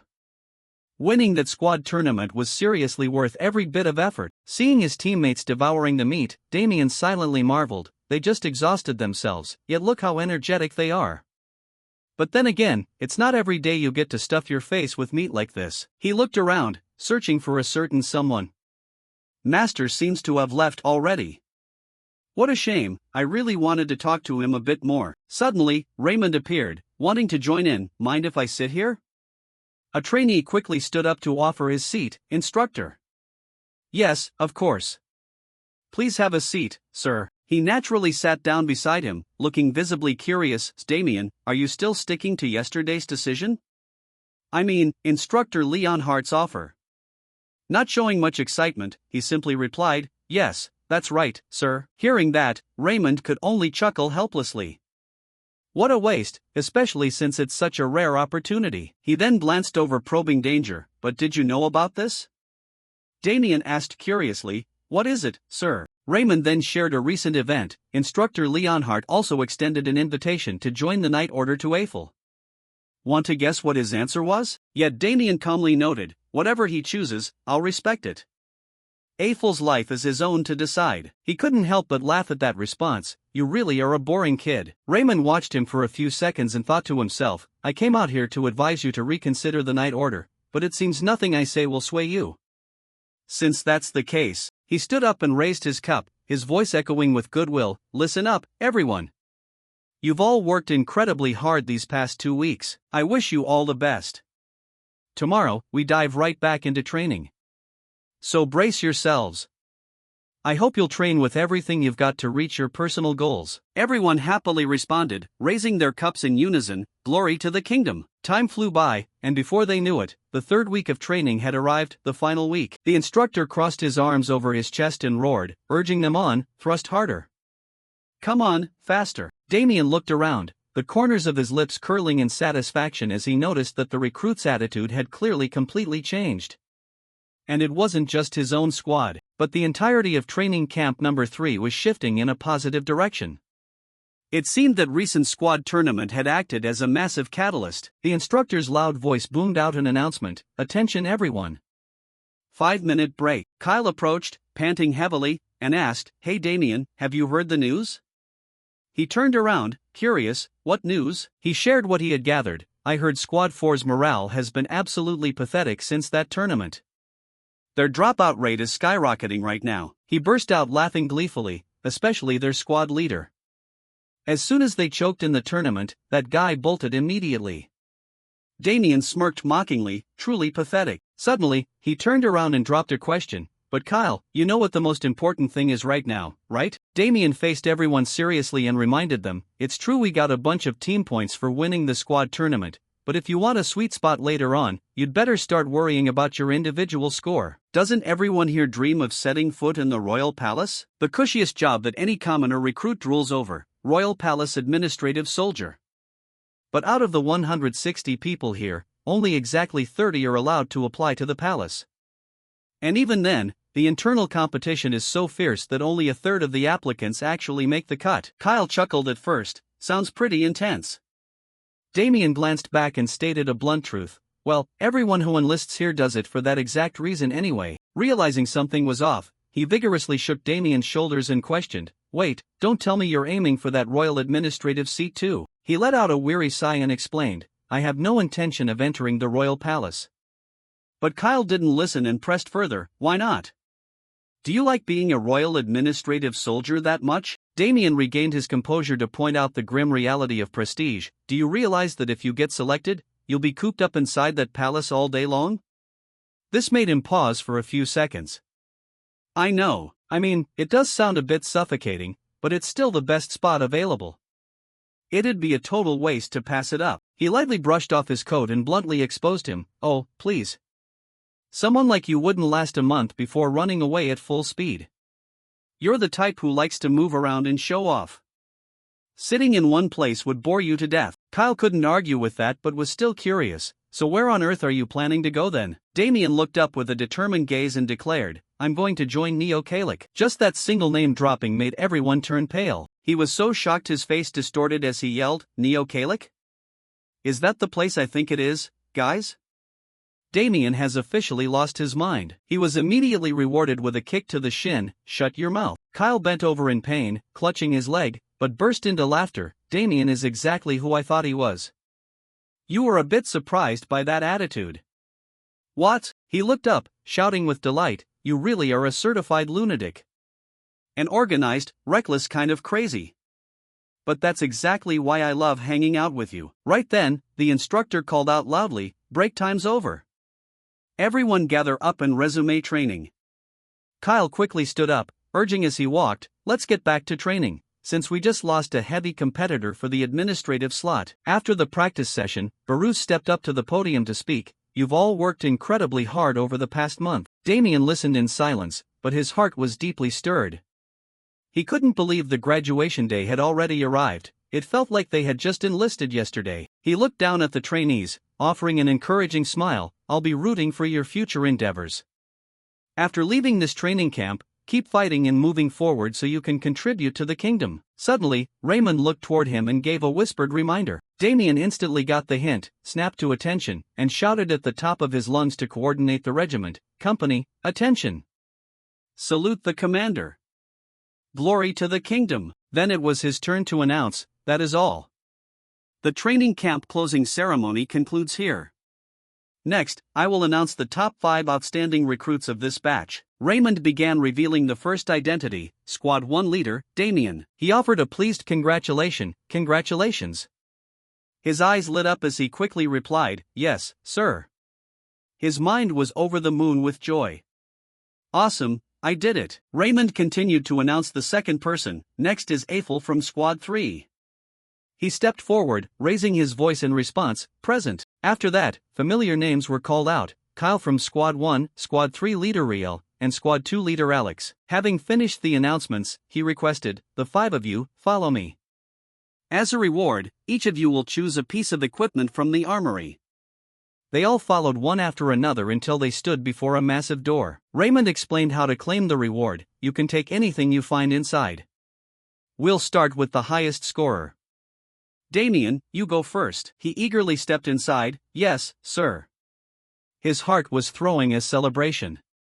This was the exact moment he had been waiting for all this time. Damien scanned the space and commented, things are surprisingly neat and organized in here, huh? He casually picked up a few items to check them out. Is this a magic potion? I wonder if there's any hidden treasure in this armory that I don't know about. Then he quickly set it down, telling himself to focus. Looks like a no at first glance. Whatever, I'll just grab exactly what I need and get out of here quick. It was exactly like what he had been told. Ever since he stepped foot inside, his eyes hadn't been able to leave it. Damien reached out to grab something, found you. As it turned out, the item he was taking was a ring. The very item a subordinate at training camp number 3 had whispered to him about. A ring capable of briefly activating a concealment spell when infused with mana. Having obtained what he wanted, Damien quickly left. The rest of the recruits definitely wouldn't give this ring a second thought, since none of them even knew how to use mana, until he walked past Eiffel, and his mind shifted. Well, except for that one guy, of course. Raymond stood outside and announced, "Next up, Eiffel. Go on in." He stepped straight inside. "Yes, sir." He stood outside waiting in silence, but in his past life, the one who took this ring was Eiffel, right? He must have used mana to sense how special this ring was. Damien's gaze turned more serious.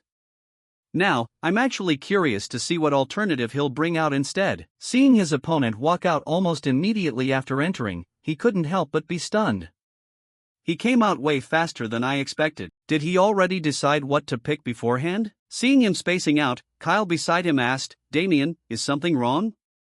Damien quickly shook his head in denial, but he silently noted everything. There was absolutely no mistaking it. The insignia Eiffel just brought out looked no different from the crest of a kingdom that had fallen long ago in the past.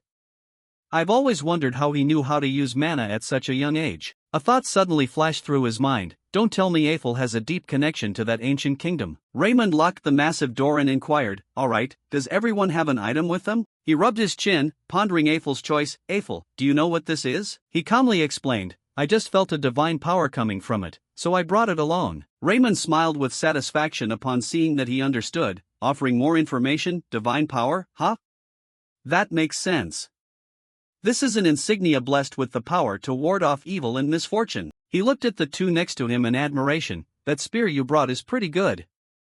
And that over there is a shield crafted by artisan Quater." Finally, his eyes rested on Damien, and Raymond looked a bit hesitant. "And Damien, are you sure you want that item? That ring only helps reduce your body weight slightly." Hearing this, he spoke up in surprise. "Body weight?" He was briefly taken aback and suggested, "Did you just pick blindly without knowing anything? Let me try it on." But Damien quickly put it on himself. Then he tested his movements on the spot, his eyebrows raising in surprise. "It seems to make me feel a lot lighter than expected. With this, I'll move much faster on the battlefield." Raymond stepped forward and asked seriously, "Are you satisfied?" Damien nodded decisively and explained, "Yes, it's actually much better than I thought." Yet in his heart, he was absolutely thrilled. Invisibility and weight reduction. This ring is truly an A-rank sacred relic. Seeing everyone was satisfied, Raymond announced the next step. "Now, let's all head back. You guys need to go submit your placement preference forms." Once in the room, Raymond handed out the forms with a request. "Make sure you fill yours out too, Damien. You're still firmly choosing the Neo-Kalic unit." He scanned the room and couldn't help but sigh inwardly, feeling more and more regretful the more he thought about it. If Damien joined the Night Order, he would definitely go far. Damien stopped writing and handed his preference form back to him. "I'm finished writing." Raymond reached out to take it. "Alright." He was still worried, so he gave a more thorough reminder. "Of course I know you can handle yourself, but that place is extremely dangerous, so be careful." Hearing this, he nodded and replied, "Yes, sir, thank you for your concern." Raymond finally let out a sigh of relief and announced, "You've worked hard all month. Once you receive the notice in a few days, you can depart." Damien bowed once more to express his gratitude. "Thank you for everything, instructor." He pushed the door open and left the room once everything was wrapped up. Damien looked back at the familiar space he had grown attached to. "I'm finally heading there." For some reason, it felt a bit bittersweet. Suddenly, a voice echoed down the hallway, "Damien." He was slightly surprised that he was looking for him. "Eiffel? Is that you?" He walked over, burning with anger. "I heard from the instructor." Eiffel questioned loudly in frustration, "Why didn't you join the Night Order? With your skills, you're more than qualified." Damien shook his head, sharing his stance. "That place doesn't belong to me." He bit his lower lip to hold back his emotions, lowering his voice to share, "I'm going to join the Night Order. I received a recommendation letter from Instructor Leonhardt." He already knew, so he just offered a supportive smile. "Wise choice. You'll definitely do great." That only made Eiffel more annoyed, yet helpless. "You call it wise when you rejected it yourself? I seriously can't figure you out, Damien." He raised his head and gave a serious reminder. "That Neo-Kalic unit you signed up for. I heard that place is insanely dangerous. Take care of yourself." The two gripped each other's hands with intense spirit. Eiffel smiled and promised, "We'll definitely meet again, Damien." He lightly curled his lips and expressed, "Thank you." Watching Eiffel's figure recede into the distance, he thought to himself, "I wonder if he knows?" That in the distant future, he will become the Grand General of the Baroque Kingdom. Maybe he'll even become stronger than a monster. Either way, I'm really looking forward to Eiffels' future. Damien spun right around with a rare burst of excitement. Well, I guess I should go say goodbye to the other guys now. By the time he returned to the room, everyone had already finished packing up their clothes and personal belongings. Spotting him, Kyle ran over quickly and called out loudly, "Damien." He laughed and teased, "We thought you were leaving without even saying goodbye." Hearing this, he sighed and shared his thoughts. Of course I have to say goodbye before leaving. Who knows when we'll see each other again. Suddenly, Kyle grinned and dropped a cryptic hint. You guys will see me again sooner than you think. Then he turned to everyone and announced loudly, "Alright, our captain wants to say his final goodbye, so quiet down and look over here, everyone." Damien raised his head with eyes full of joy, speaking sincerely, "You guys worked hard, thanks for following my lead. Give it your all at your new units." Everyone responded, shouting in unison, "Thank you for everything, Damien. See you soon." He nodded with satisfaction and said, "I wish you all the best." A while later, Damien stripped off his military uniform and changed into normal clothes. Right at that moment, Neil's soft voice sounded nearby, "Damien." He paused for a beat before turning around to investigate. She offered a radiant smile and greeted him, "Long time no see, Damien. I'm Neil from the Merchant Guild." Scene cut to a building in town, where Neil had already prepared everything he needed. "First off, here's the detailed documentation on how your investment will be used." She laid everything out seriously. "Based on your conditions, I'm projecting a return of 3% of the net revenue." Damien reviewed each page with surprise and satisfaction. Not bad. I didn't expect her to map out my investments so neatly. Neil flashed a professional smile and said, "If you have any questions, feel free to ask." Setting the document down, he sealed the deal. "After looking this over, I don't have any questions left. Let's go ahead with this. An agent will bring over the insurance money under my name shortly." She gathered the documents, about to move on to the next procedure. "Understood. Now, what about the detailed contract?" Damien suddenly waved his hand in dismissal. "That won't be necessary. Contracts are only necessary when friction arises between two parties. I trust you'll handle everything well." That sudden display of trust caught Neil quite off guard. "You really are a very special person." Damien placed a small chest on the table and said, "Please, check it. Here is the investment as promised." The moment it opened, she couldn't hide her utter astonishment. Right there on the table sat a chest full of glittering gold. Neil was stunned. She had expected the promised investment to be 300 gold, but a quick glance told her this was easily over 500. Damien snapped his fingers and explained, "Consider it a small token of my appreciation for your hard work." Still visibly shaken, she was about to make adjustments. "In that case, I'll need to amend the investment amount in the contract." But he stopped her again. "Don't worry about it." Deep down, he was already thoroughly satisfied. It would have been easy for her to underestimate him due to his youth and appearance, yet the documents she had prepared for him as a serious investor were genuinely impressive. Neil suddenly grew curious about his plans. "You just graduated from the training camp, right? That means you're about to head to your assigned unit. Where are you going?" He calmly and honestly shared, "I'm heading west. I signed up for the Neo-Kalic unit near the Bronzerian forest." She bounced from one shock to the next. "What? The Neo-Kalic unit? Don't tell me you volunteered." Damien shrugged with a hint of arrogance. "Do you think the top graduate of the class would be forced to go there?" The corners of Damien's lips curled into a teasing smirk. "Is there a problem? Even if I kick the bucket, that investment will belong to the Hamal Merchant Guild anyway." To his surprise, Neil scolded him with total seriousness. "Please don't say things like that. I don't appreciate that kind of joke." This made him raise an eyebrow in silent admiration. He had thought she was just a gentle woman, but at times like this, she could be sharp as a razor. She regained her polite demeanor and asked, "When do you set off?" Damien told the truth, "In 3 days." Neil stood up and made a solid promise. "Understood. I will make the absolute most of the investment you've entrusted to me." Watching her leave, he let out a sigh of relief. "Well, that handles the investment side of things." Bursting with excitement, Damien was determined to live it up. "Alright, in 3 days I'll be cooped up in that terrifying forest. Between now and then, I'm going to stuff myself with delicious food." With that, he dove into a tavern, downing mug after mug of refreshing beer. Then Damien swung by a barbecue stall, buying skewer after skewer and devouring them hungrily. When drowsiness hit, he just crashed right on the street and fell into a deep sleep. On the day of departure, Damien held a map in his hand and muttered to himself, guess it's about time I get moving. He glanced back to double-check his supplies. Since he had gathered almost everything he needed, it was time to hit the road. But suddenly, a strange sensation crept up behind his back, giving him the chills. Why all of a sudden? Turning around, he was utterly shocked to see Kyle. What are you doing here? Kyle burst into a loud laugh and said, "Didn't I tell you we'd see each other again soon?" Damien narrowed his eyes inquisitively. "Kyle, don't tell me you..."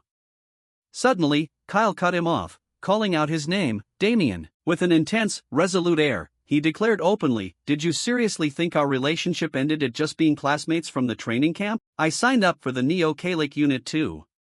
Damien, let's do great out there together, alright?" Kyle walked over, threw his arm around Damien's neck, and urged, "Shall we get going?" Just as the two were about to head out, a voice suddenly called out to stop them, "Hold on a second." This made Kyle snap his head up in surprise. "What's that?" Jay approached with a shy smile and said, "Thank goodness, I'm not too late." Kyle stared blankly at the girl in front of him and asked, "What wind blew you here?" Damien was equally curious. "What's with all this stuff?" She explained, "I heard the Neo-Kalic unit is stationed somewhere really far away, so I prepared this carriage for your journey. Inside are some non-perishable snacks and a few daily essentials you might need." Hearing this, Damien grew even more puzzled. Why go through all this trouble for him? Recalling his previous expression, she added, "It's just to repay the favor you did for me." Jay affirmed, just like how he had repaid her sincerity. "Damien, our merchant guild always remembers that one good turn deserves another, so I spent the last 2 days gathering all of this." She told them, "Have a safe trip." Kyle was absolutely thrilled by the gifts and praised her. "Man, she's incredibly generous." Receiving the praise, Jay scratched her head and replied, "Think of it as an investment, since you told me to invest more in the future." Hearing this, Damien gasped, "What did you say?" He laughed until his stomach hurt, thinking to himself that her lying skills were awful, but she was definitely more interesting than he'd expected. He then turned to leave, not forgetting to leave a promise, "Alright, see you later." Jay bowed and replied, "Yes, goodbye, Damien." The two men climbed onto the carriage together and set off. Jay stood behind, watching the carriage fade into the distance until it vanished from sight. Kyle and Damien's journey lasted for a few days. Finally, they could make out a town in the distance. Sitting inside the carriage, Kyle's stomach churned as he groaned, "Damn it, why is this road so sickeningly bumpy?" Damien remarked, "Walking would probably be more comfortable." Pointing outside, he announced, "Anyway, seeing the defense force means we've arrived at Neo-Kalic." Kyle wondered why there wasn't a single local in sight. Resting his arm against the wall behind him, Damien explained, "It's probably because of the monsters, or maybe they're all in the Bronzerian forest. Most of the residents here make a living by heading into the Bronzerian forest to harvest a herb called amancho. Amancho is a toxic plant that causes high fevers and diarrhea, but if processed correctly, it becomes the primary ingredient for an incredibly potent painkiller. Since 60% of the kingdom's amancho comes from the Bronzerian forest, no matter how dangerous it gets, the villagers can't just abandon their livelihood." After stepping down from the carriage, Damien eagerly urged, "Let's head to the base." Time to go. The two stepped into Neo-Kalic, walking down desolate, deserted streets. Kyle frowned and spoke up, "Hey Damien, don't tell me." He pointed ahead and asked, "That building over there? Are you sure people can actually live in that place? It looks like it'll collapse if you even touch it." Meanwhile, Damien sharply picked up the scent of blood nearby. Getting no response, Kyle called out in confusion, "Damien, you..." He warned, "Someone's coming." In the distance, a fairly large group of people gradually walked toward them. This crowd didn't seem particularly strong, some were wounded, needing support from others just to walk, and on everyone's pauldron, the emblem and name Neo-Kalic were engraved. As the group passed Damien, one young man shot him a completely hostile glare. Before the crowd vanished behind a pitch-black door, Kyle watched them and exclaimed, "Man, look at their faces. They look exactly like wandering ghosts." Damien could only sigh and remind him, "You'd better get used to it, Kyle. This is a place where people put their lives on the line every single day." He silently wondered to himself why that particular memory suddenly crossed his mind right now. Recalling the past, Damien had once stood before a troop and asked, "In your opinion, what is a soldier's most important duty?" They excitedly answered from their own perspectives, "Absolute obedience to orders." Isn't it to eliminate the enemy as efficiently as possible, sir?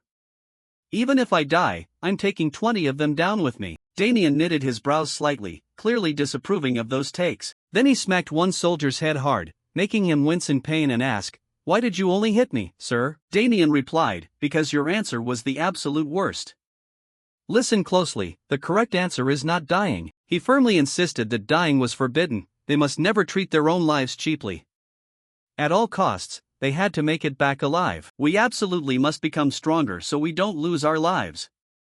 Got it? Back in the present, Damien let out a sigh, thinking about how clearly he still remembered the expressions of those who listened to him back then, even though, in the end, every single one of them had died. He then informed his companion, "Let's head inside too." Kyle asked back in confusion, "Right now?" Damien turned to him and asked, "Did you forget why we came here?" "We're here to get stronger. Standing around here daydreaming is just a waste of time." Kyle replied anxiously, "Hey Damien, you saw their faces just now. The atmosphere inside must be awful. How about we wait a bit or something?" But no matter what he said, Damien didn't stop marching toward that dark door, leaving Kyle completely helpless. Frightened, he chased after him and called out loudly, "Damien, wait up!" Over at the Neo-Kalic unit, Vitor furiously slammed his sword into a crate and cursed, "Damn it, those bastards from the defense force. They clearly said there were only a few snails, but there were over 30 of them. And they even brought a snail mage with them." Lewis reported anxiously, "Sergeant Karras's arm is dangling and nearly severed. If it isn't treated right away, he'll be forced to discharge." For members of the Neo-Kalic unit who were sent here as a severe disciplinary punishment, there was no such thing as an optional discharge. It was either rotting in prison for the rest of their lives, or grinding it out in this living hell, being worked to the bone at Neo-Kalic and then tossed away like a piece of trash. Choking with resentment, Vitor roared, "Damn it, what do you mean discharge? If someone gets crippled and thrown onto the streets like that, are they supposed to eat dirt to survive?" As for the captain of Neo-Kalic, Ton Extraction seemed more composed as he offered a solution. "First, let's call a doctor and see if we can invite a cleric from the temple." Fabian asked back, "Captain, do you know how much those zealots charge? Our salary won't even scratch the surface." Ton bluntly pulled out his own pouch and replied, 20 gold coins. "Pool your money together." Seeing this, Vitor shouted angrily, "Captain, isn't this the money saved for your mother's surgery?" He smiled wryly and replied, "Her condition has improved. The doctor said there's no immediate need for surgery." Hearing this, the other soldiers exchanged glances, everyone silently understanding how much their captain sacrificed for the unit. Everyone then united to chip in, "Damn it, count me in too." "Me too." Diano hesitantly brought his share over and whispered, "I'd like to help too." Vitor shouted angrily, "Hey, since when does the newest rookie get to play big shot and chip in? Keep that money and buy yourself a new pair of boots to replace those ragged ones, kid." He trembled, his voice sounding like a plea, "Please let me contribute. Sergeant Karras was gravely injured because he saved me." Vitor choked up and cursed, "Damn it, you're a good kid." Ton then ordered a soldier, "This will take some time, so go call the temple cleric first." He quickly ran outside upon receiving the order, "Yes, sir." Ton turned to ask another, "Aaron, how old are you this year anyway?" He replied, "I'm 18, sir." Ton placed a hand on his teammate's shoulder and praised him, "Time flies. Before I knew it, our youngest has already been enlisted for a year. Now, as long as Karras can hold on." Suddenly, someone called out from behind his back, "Captain." JY reported, "The new recruits we were notified about earlier have arrived." Hearing this, everyone turned their heads with deeply skeptical glances. Ton replied, "New recruits? The fighting was so intense I completely forgot about them." He called out loudly, "Aaron." He responded, "Present, sir." Ton threw his arm around the youngest's shoulder and announced, "Let's go. It's time to welcome your new juniors." In the office, Ton looked at the two newcomers and asked, "Are you guys the new recruits for this rotation?" The two replied in unison, "Yes, sir." He silently sized each of them up. "That kid looks capable. His build and strength seem pretty solid." But when he looked over at Damien, Ton hesitated slightly. He spoke up and asked, "Are you really only 13 years old?" He nodded and replied, "That's right, sir." Ton thought to himself, "He's even younger than Aaron. Our youngest over here is 18, why on earth would a kid this small volunteer to enlist in a place like this?" Helplessly setting the paper down, he muttered under his breath, "I have no idea what kids are thinking nowadays." Kyle pointed toward Damien and asserted, "But he was the top graduate of the training camp." Hearing this, Ton asked blankly, "The top graduate?" He gently reminded them, "So what? The training camp and this place are two completely different worlds." Damien replied, "I know." Seeing the kid's nonchalant expression made Ton snap back in disbelief, "You know, and you still showed your face here? He then called out loudly, Aaron. He answered, here, sir. Tan pointed at the two rookies and ordered, you two take them to show them their bunks and tell them to clean up. Aaron replied, understood, sir. He then glanced at the two of them and announced, follow me. Damien and Kyle walked behind Aaron down the unit's hallway. He slowly explained everything. There are no ranks here in Neo-Kalik, so forget about titles like platoon leader or company commander. The guy earlier is the unit commander, and the one next to him is the vice commander. Under them, whoever arrived first is the senior. The hierarchy is extremely strict. Stepping into the dormitory, Aaron announced, pick whichever bed you like, though it's not like you'll be lying in it for long anyway. Kyle asked in confusion, what's that supposed to mean? Aaron replied, I've been here a whole year and I'm still the newest guy. Do you understand what that means? Kyle shot back, how should I know? The moment the words left his mouth, he delivered a sharp kick straight to Kyle's leg. Doubling over in pain, he clutched his leg and groaned. Aaron looked at the two recruits with eyes filled with resentment mixed with pain and said, it means, he growled, everyone who arrived after me is already 6 feet under. Those words caused both Damien and Kyle to freeze for a moment, completely speechless. Aaron then turned to leave the room, not forgetting to remind them, unpack your things and sweep the barracks first. Once you're done, I'll explain the rest. Afterward, Kyle quietly sat down on the bed while Damien turned away to carefully examine the room. He swore angrily, what a miserable, bad luck bastard. Seeing that Damien didn't look angry at all, he asked curiously, why are you smiling again anyway? He simply replied nonchalantly, I smile because I feel like it. Damien whispered to himself, looks like he hasn't changed a bit. Then he called out loudly to remind him, get to cleaning, Kyle. He asked in disbelief, are you serious? Damien grabbed a rag and replied, if we have to do it anyway, might as well do it right. This is our first mission, isn't it? Damien didn't miss the chance to tease, clean it well enough that you can lick the floors.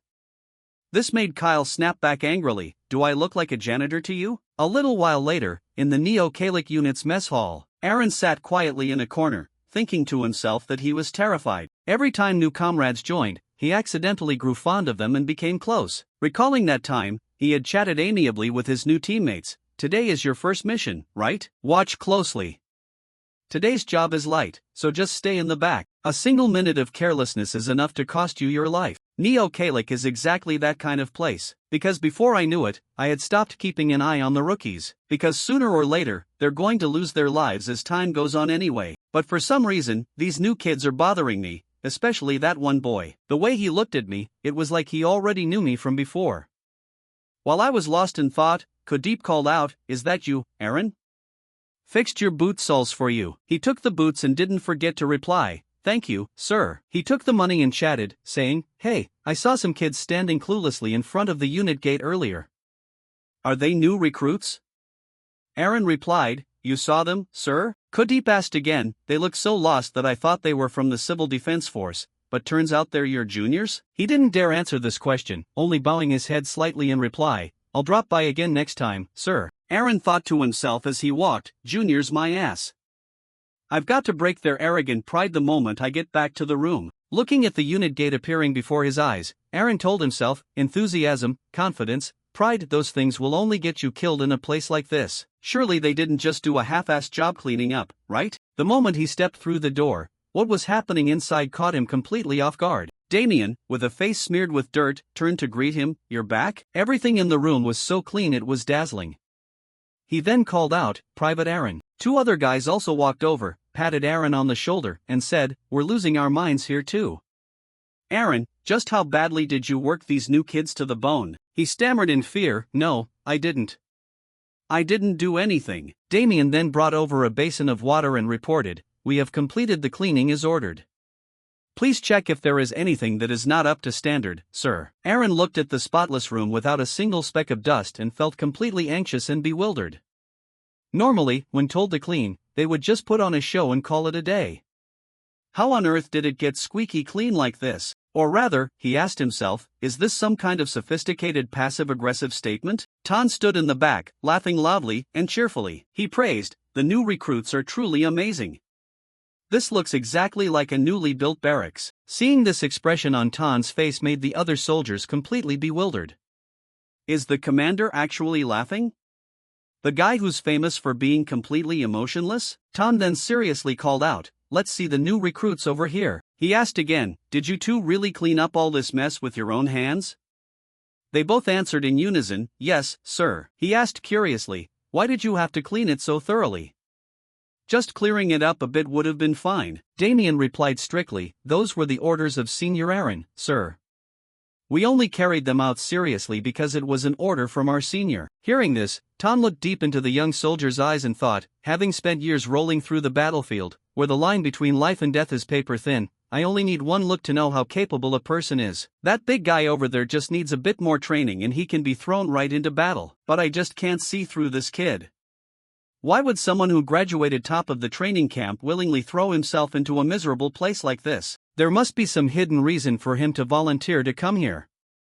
But before clearing that up, Tan called out an order, listen up, everyone. Everyone looked over curiously, wondering what the order would be this time. But in contrast to the serious tone of his opening words, Tan smiled and announced, starting today, these two are the youngest members of our unit.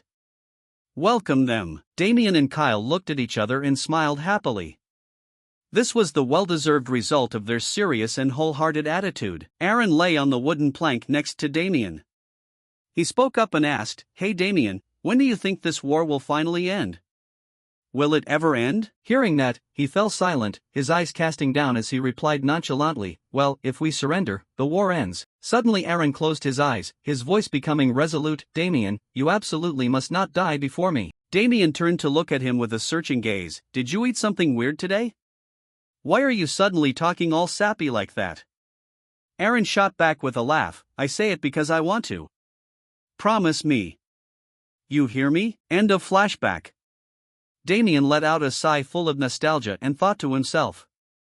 Back then, I didn't even bother to answer him, but technically, I still kept my promise. He remembered the memory of standing in front of Aaron's corpse. Damien's eyes completely bloodshot with rage. He charged into the battlefield all by himself in one direction, slaughtering dozens of enemy soldiers, because in the end, he outlived that guy. Damien's eyes looked sorrowful as he recalled that image. Damn it. He sat up, putting his hand to his head in frustration, thinking to himself, there's no way I can fall back asleep now. Might as well take this time to practice the mana accumulation method. After that, Damien quickly changed into his training clothes and stepped outside. After heading deep into the forest, he spotted the silhouette of someone faintly training. Damien wondered in suspicion, who is still practicing at this hour? It was Aaron's silhouette, practicing his swordplay under the softly filtering moonlight. It's Aaron. He stood to the side, observing carefully without making a sound. He admired in his heart that even in his past life, this guy had been a total training fanatic, but Damien looked at him leaning on his sword, panting heavily like a bull, and doubted, why is he using the sword like that? That fighting style completely conflicts with his greatest strength, which is speed. Damien let out a helpless sigh, thinking to himself, oh right, in my past life, it took me so much effort just to convince him to change his weapon. If I jump in and tell him now, he'd probably punch me straight away, even though he wouldn't even be able to touch me. He turned around and quietly left, not bothering Aaron who was training hard. Whatever, it took a lot of effort just to build a little goodwill, let's not ruin it so soon. There will definitely be a right opportunity to talk later anyway. Cut to the next morning, everyone gathered beneath the massive mountains. People looked around, complaining to one another, oh man, no matter how many times I look at this training ground, it's still terrifying. Looks like we're about to get worked to the bone with physical conditioning today. Va Len turned to the soldiers next to him and started making a bet. Waiting for the captain is so boring. Want to place a little bet, boys? Let's bet on whether the two rookies can survive until the end of today's training session. Hearing that, the whole crowd chimed in to join the bet. I'll put down 10 silver pieces that they won't even crawl through the morning. I bet 20 silver pieces that they'll pass out right as the morning shift ends. I'm in too. Kyle and Damien took everything in. He complained looking annoyed, what are those guys doing? Are they using us as a joke for gambling? Seriously, they need to back off. He looked at them happily betting with each other, thinking they must be used to doing this since no one stood up to stop it. The atmosphere of this unit is really something else. Damien suddenly turned around and paced forward. Kyle followed him, asking in confusion, Damien, where are you going? Suddenly he walked up to the guys who were splitting the money and spoke up, leaving the whole crowd stunned, can I join in too? Looks like fun. Those guys were startled. VA Len laughed loudly and scoffed, "Holy crap, you scared the hell out of me." The others chimed in with their mocking. The main character walked right into the trap himself? Does the rookie even have any money on him? Damien's face remained completely nonchalant as he replied matter-of-factly, "Of course I do. But I want to change the betting conditions a little bit." His face showed total confidence as he pulled out a shiny gold coin. "I bet that in today's training session, I will surpass everyone here, including your captain, to take the #1 spot. I'm dropping 1 gold piece." The faces of those men darkened as they stared intensely at Damien. He confidently put his hands on his hips and spoke up, "Do you guys want to add any more conditions?" The corners of their mouths curled up into a thoroughly sly grin. They started shouting out in a mocking tone, "This new kid is pretty aggressive, huh?"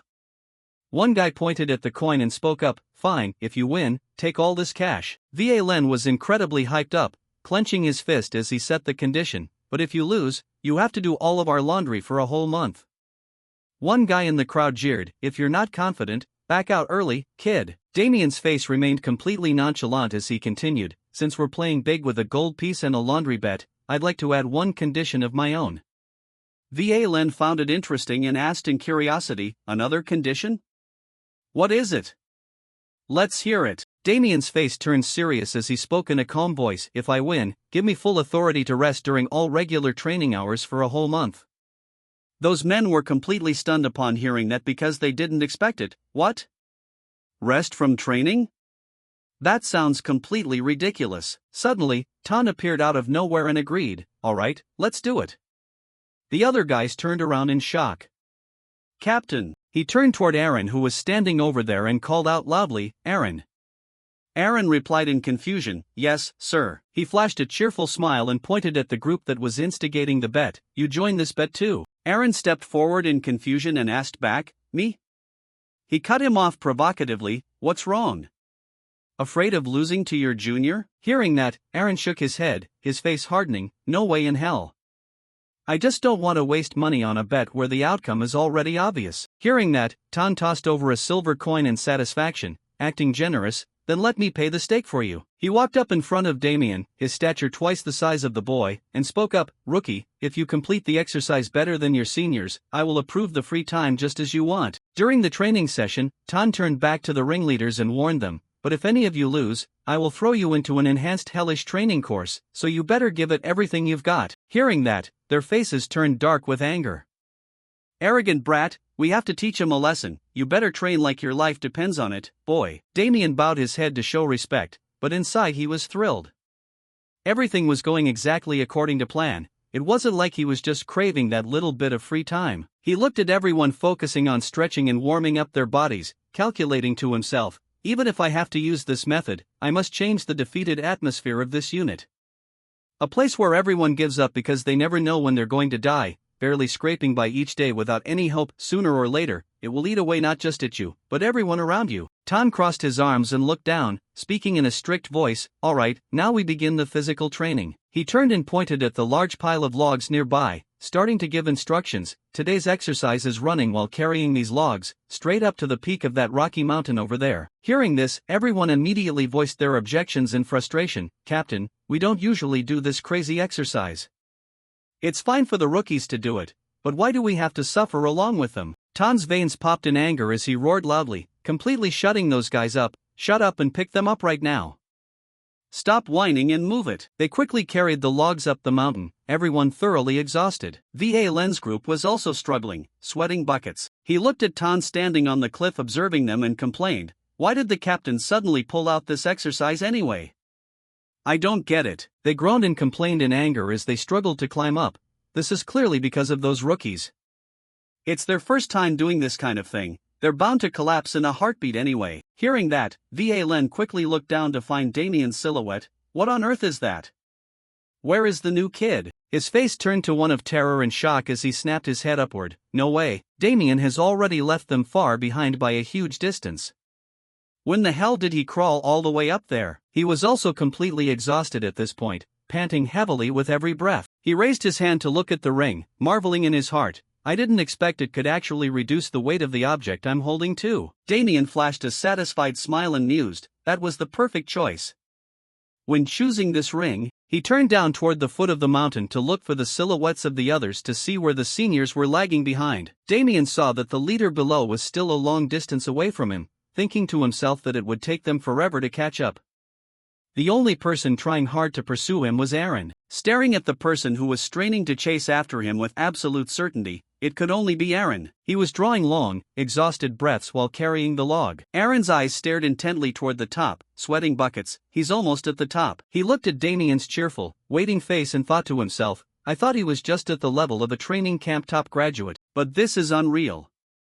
A moment later, his first step reached the top of the mountain. Damien set the log down on the ground with total confidence. Number 1 spot, a complete blowout. Tan, who was already waiting up there, was also quite astonished in his heart. He actually crossed the finish line first. He looked at the second person arriving and also marveled, to think that even Aaron had to swallow a bitter defeat.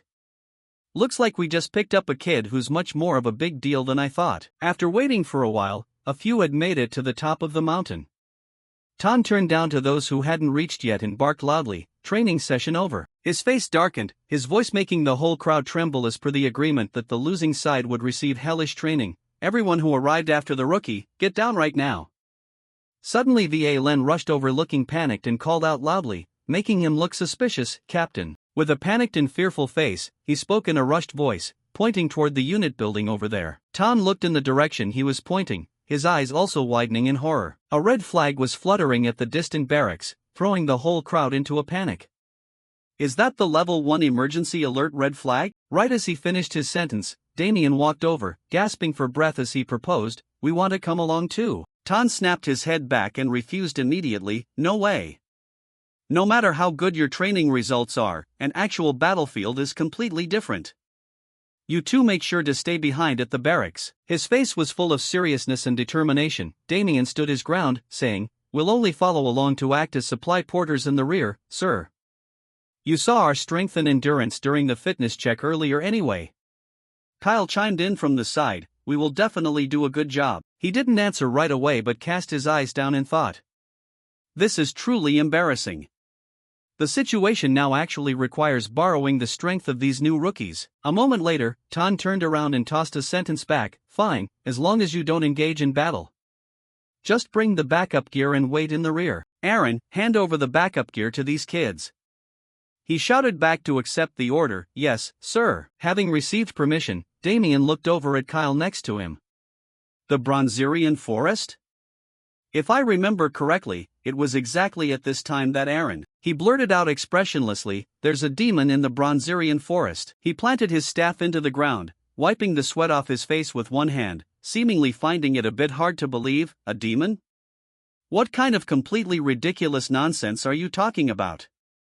Kyle started getting frantic, that thing is not a regular monster. If I hadn't seen it with my own eyes, I would never have believed it either. A snail possessed by a demon completely crushed a steel wolf to death. Normally it takes 5 steel wolves attacking together to barely hold one off. It was because of that thing that we were forced to abandon that land. If not for that freak of a monster, the Neo-Kalic unit wouldn't have ended up disbanded. Damien frowned, raising his hand to rub his head, damn it, the information is all jumbled up, I can't connect the pieces at all. Since it's come to this, even if I have to be a mere errand boy, I have to go there and check it out myself. After the preparation time, Tan up ahead called out to everyone, is all the gear packed?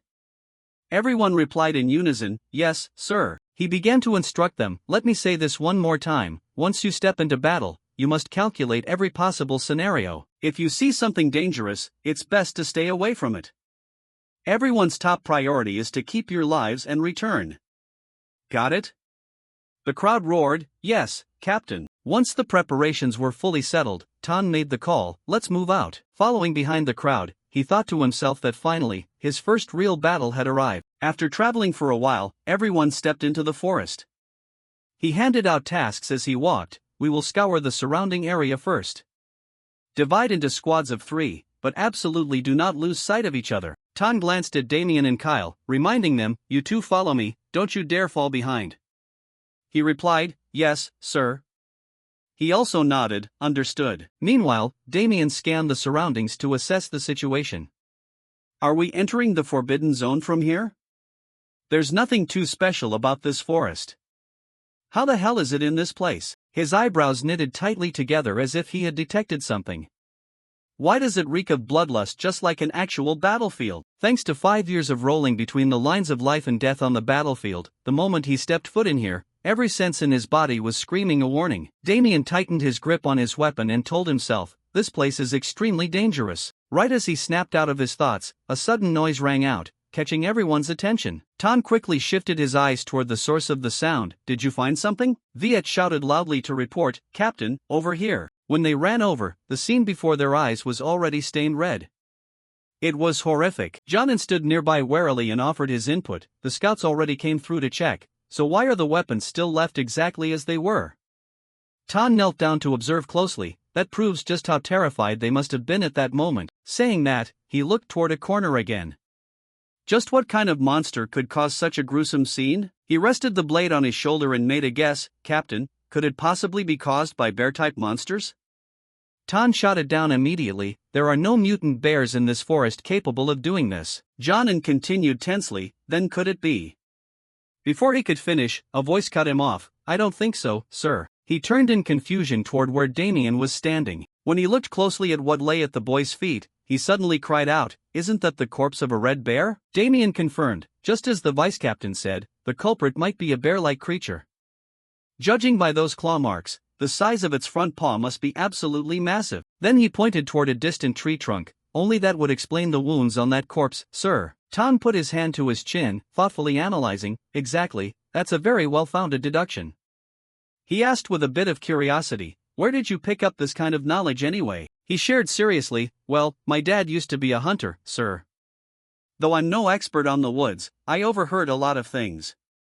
Tan nodded. I see, that's something useful learned. Kyle stood in the back listening to the whole story, looking a bit dazed. Hey Damien, didn't you say before that your dad was a soldier? Before he could finish questioning him, he used a freezing glare to look over as a warning, shutting him right up. Time had passed, and Tan made the decision, that's enough for today. Fall back. Gather the bodies carefully, we have to bring them home to their families. Watching the men working together to clean up, Damien agreed. Indeed, if they blindly pushed deeper right now, it would be no different from a suicide mission since they had only grabbed a few clues while the opponent's whereabouts remained entirely unknown. He smiled slightly, letting out a soft sigh of relief. Though cold on the outside, he is an excellent commander. No wonder people in that era respected such an amazing person so much. Tan was still standing to the side, seriously urging the crowd, fall back, hurry it up. Right at that moment, Damien suddenly noticed something unusual. He yelled out at the crowd, everyone, get out of the way, quick. As soon as the words left his mouth, a massive boulder fell straight down from out of nowhere, making an earth-shattering sound. Many subordinates couldn't dodge in time and were crushed beneath it. The area was in utter chaos. My leg. Someone's face went completely pale. Where did this giant boulder even fly in from? Damien quickly turned toward the back and called out, Kyle. He accelerated and ran over quickly, using his strength to lift the rock off of his comrades. He also quickly came over to help, gritting his teeth as he pushed the boulder away. After a period of struggling, it was finally lifted up. Seeing this, Tan seized the opportunity. He used his hands to pull each person out. Hurry up, everyone give a hand to rescue our comrades, quick. The ones who had been crushed trembled as they let the people outside pull them out. Tan squatted down, observing closely. Damn it, this is a terrible state. Damien, beside him, rummaged through his supply bag. Chew on this, man. He pulled out a stalk of grass and seriously instructed, you have to chew it for a long time to swallow its juice. That way, the pain will ease up a bit. He was startled, reaching out his hand to stop Damien. Sleepgrass can relieve pain, but it's a poisonous herb. Swallowing it directly without neutralizing the toxin is. His expression unchanged, he explained, if you eat it with the seeds of this thorncap fruit, it can neutralize its toxicity. While you're still conscious, try to chew as much of it as possible. In the end, Tan stopped interfering. He fell deep into thought.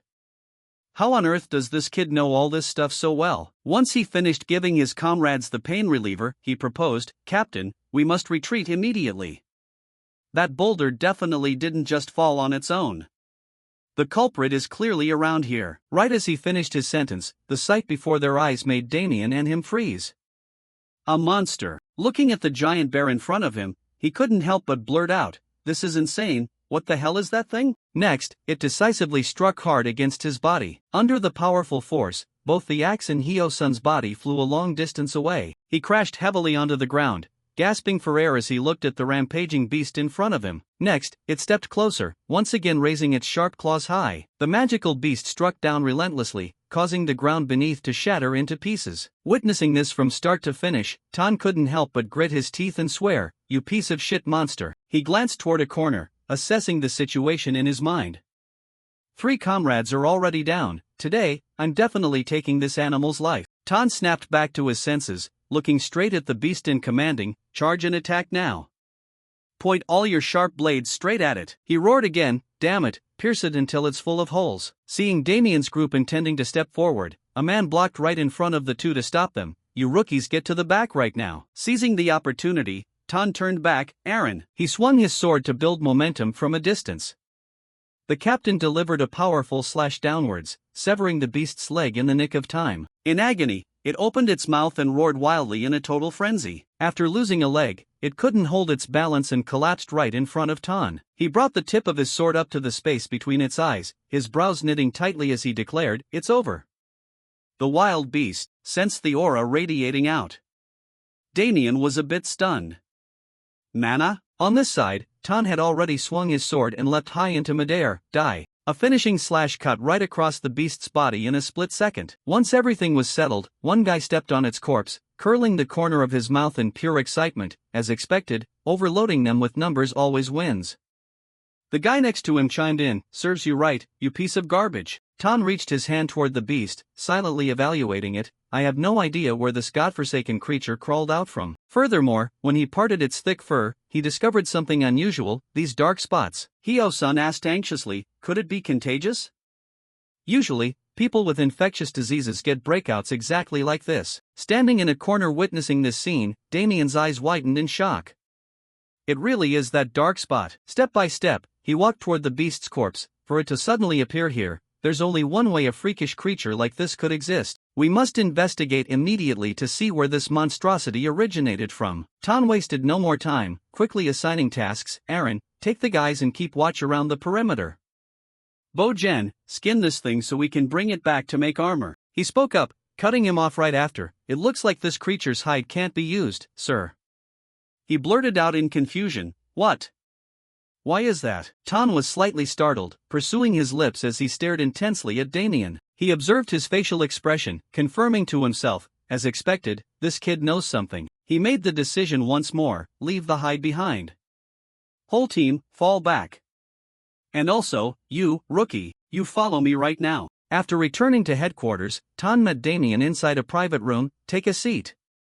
He nodded slightly, "Yes, sir." Tan's face was dead serious, looking straight at Damien as he asked, "Do you know anything about the dark-spotted monster we saw in the forest?" He was silent for a moment before deciding to speak his mind. "From what I can see, there's a high probability that it has been corrupted by demonic energy, sir." He suddenly blurted out, "Demonic energy? That evil power dark mages love to use?" Damien confirmed, "Yes, sir." Tan tensely made a guess. "Then does that mean a dark mage is hiding out in the forest? Surely you know that dark magic is strictly forbidden, right?" He lowered his eyes, shaking his head in denial. "We can't say for sure right now, sir. There could be a dark mage, or there could be a cursed artifact accumulating demonic energy over there. Demonic energy is a power derived from worshipping and sacrificing to demons. Anyone eroded by this demonic energy over a long period will only need a gruesome death." Damien frowned slightly, thinking to himself, the Bronzerian forest was originally a place where a magic stone corrupted by demonic energy existed, but shouldn't it only start acting up during this era? The existence of that magic stone was only known to the world after a catastrophe that shook the entire empire occurred in my past life. The Neo-Kalic unit discovered a demon-possessed monster in the Bronzerian forest. The Imperial Army formed a subjugation squad, entering the Bronzerian forest to eradicate the monster. A possibility suddenly flashed through his mind. What if everything is just starting right at this moment? The longer demonic energy is left alone, the more it will assimilate and mutate monsters, making them stronger. So if I act before the demonic energy's power expands, I can destroy it. Tan let out a frustrated sigh. "How come you're so well versed in this stuff?" He shared honestly, "Well, I heard it from my dad, sir." He encountered a similar case before. He seriously made a request, "I want to hear more details about that." Saying that, Tan fell into contemplation, because our current situation is no different from a drowning man clutching at a straw. Damien nodded in agreement without hesitation. "Yes, Captain." On this side, a groan suddenly rang out. "Oh man, my whole body is aching." A man held his head gloomily. "Yesterday's mission worked me to absolute exhaustion." Over by this bed, Damien picked up a pillow to remind him. "Kyle, get up, you sleeping beauty." He grimaced and cried, I know. Right at that moment, Va Len threw the door wide open to deliver the news. "There's a massive situation, you guys. Word is the Bronzerian forest has been locked down. Starting today, not just the herb gatherers, but even we are barred from entering. So we won't have to go on missions anytime soon, just staying back at the base to train." Kyle clenched his fists in sheer excitement. "Awesome. This is a total godsend." Eiffel nodded in agreement. "A lot of the guys are injured anyway. Taking this chance to rest and unwind is the perfect call." Seeing Damien let out a sigh, he immediately checked on him. "Damien, why the long face? Aren't you happy, little bro?" He replied sadly, "Oh, it's nothing. Getting a break is great, of course." After answering, Damien put his hands over his face, thinking to himself, looking at the unit's current state, this is indeed the golden time to recuperate from injuries, but why did it have to happen right at this moment? Suddenly, a series of footsteps outside the hallway caught Kyle's attention. One guy poked his head out to see what was going on. "Who are those guys?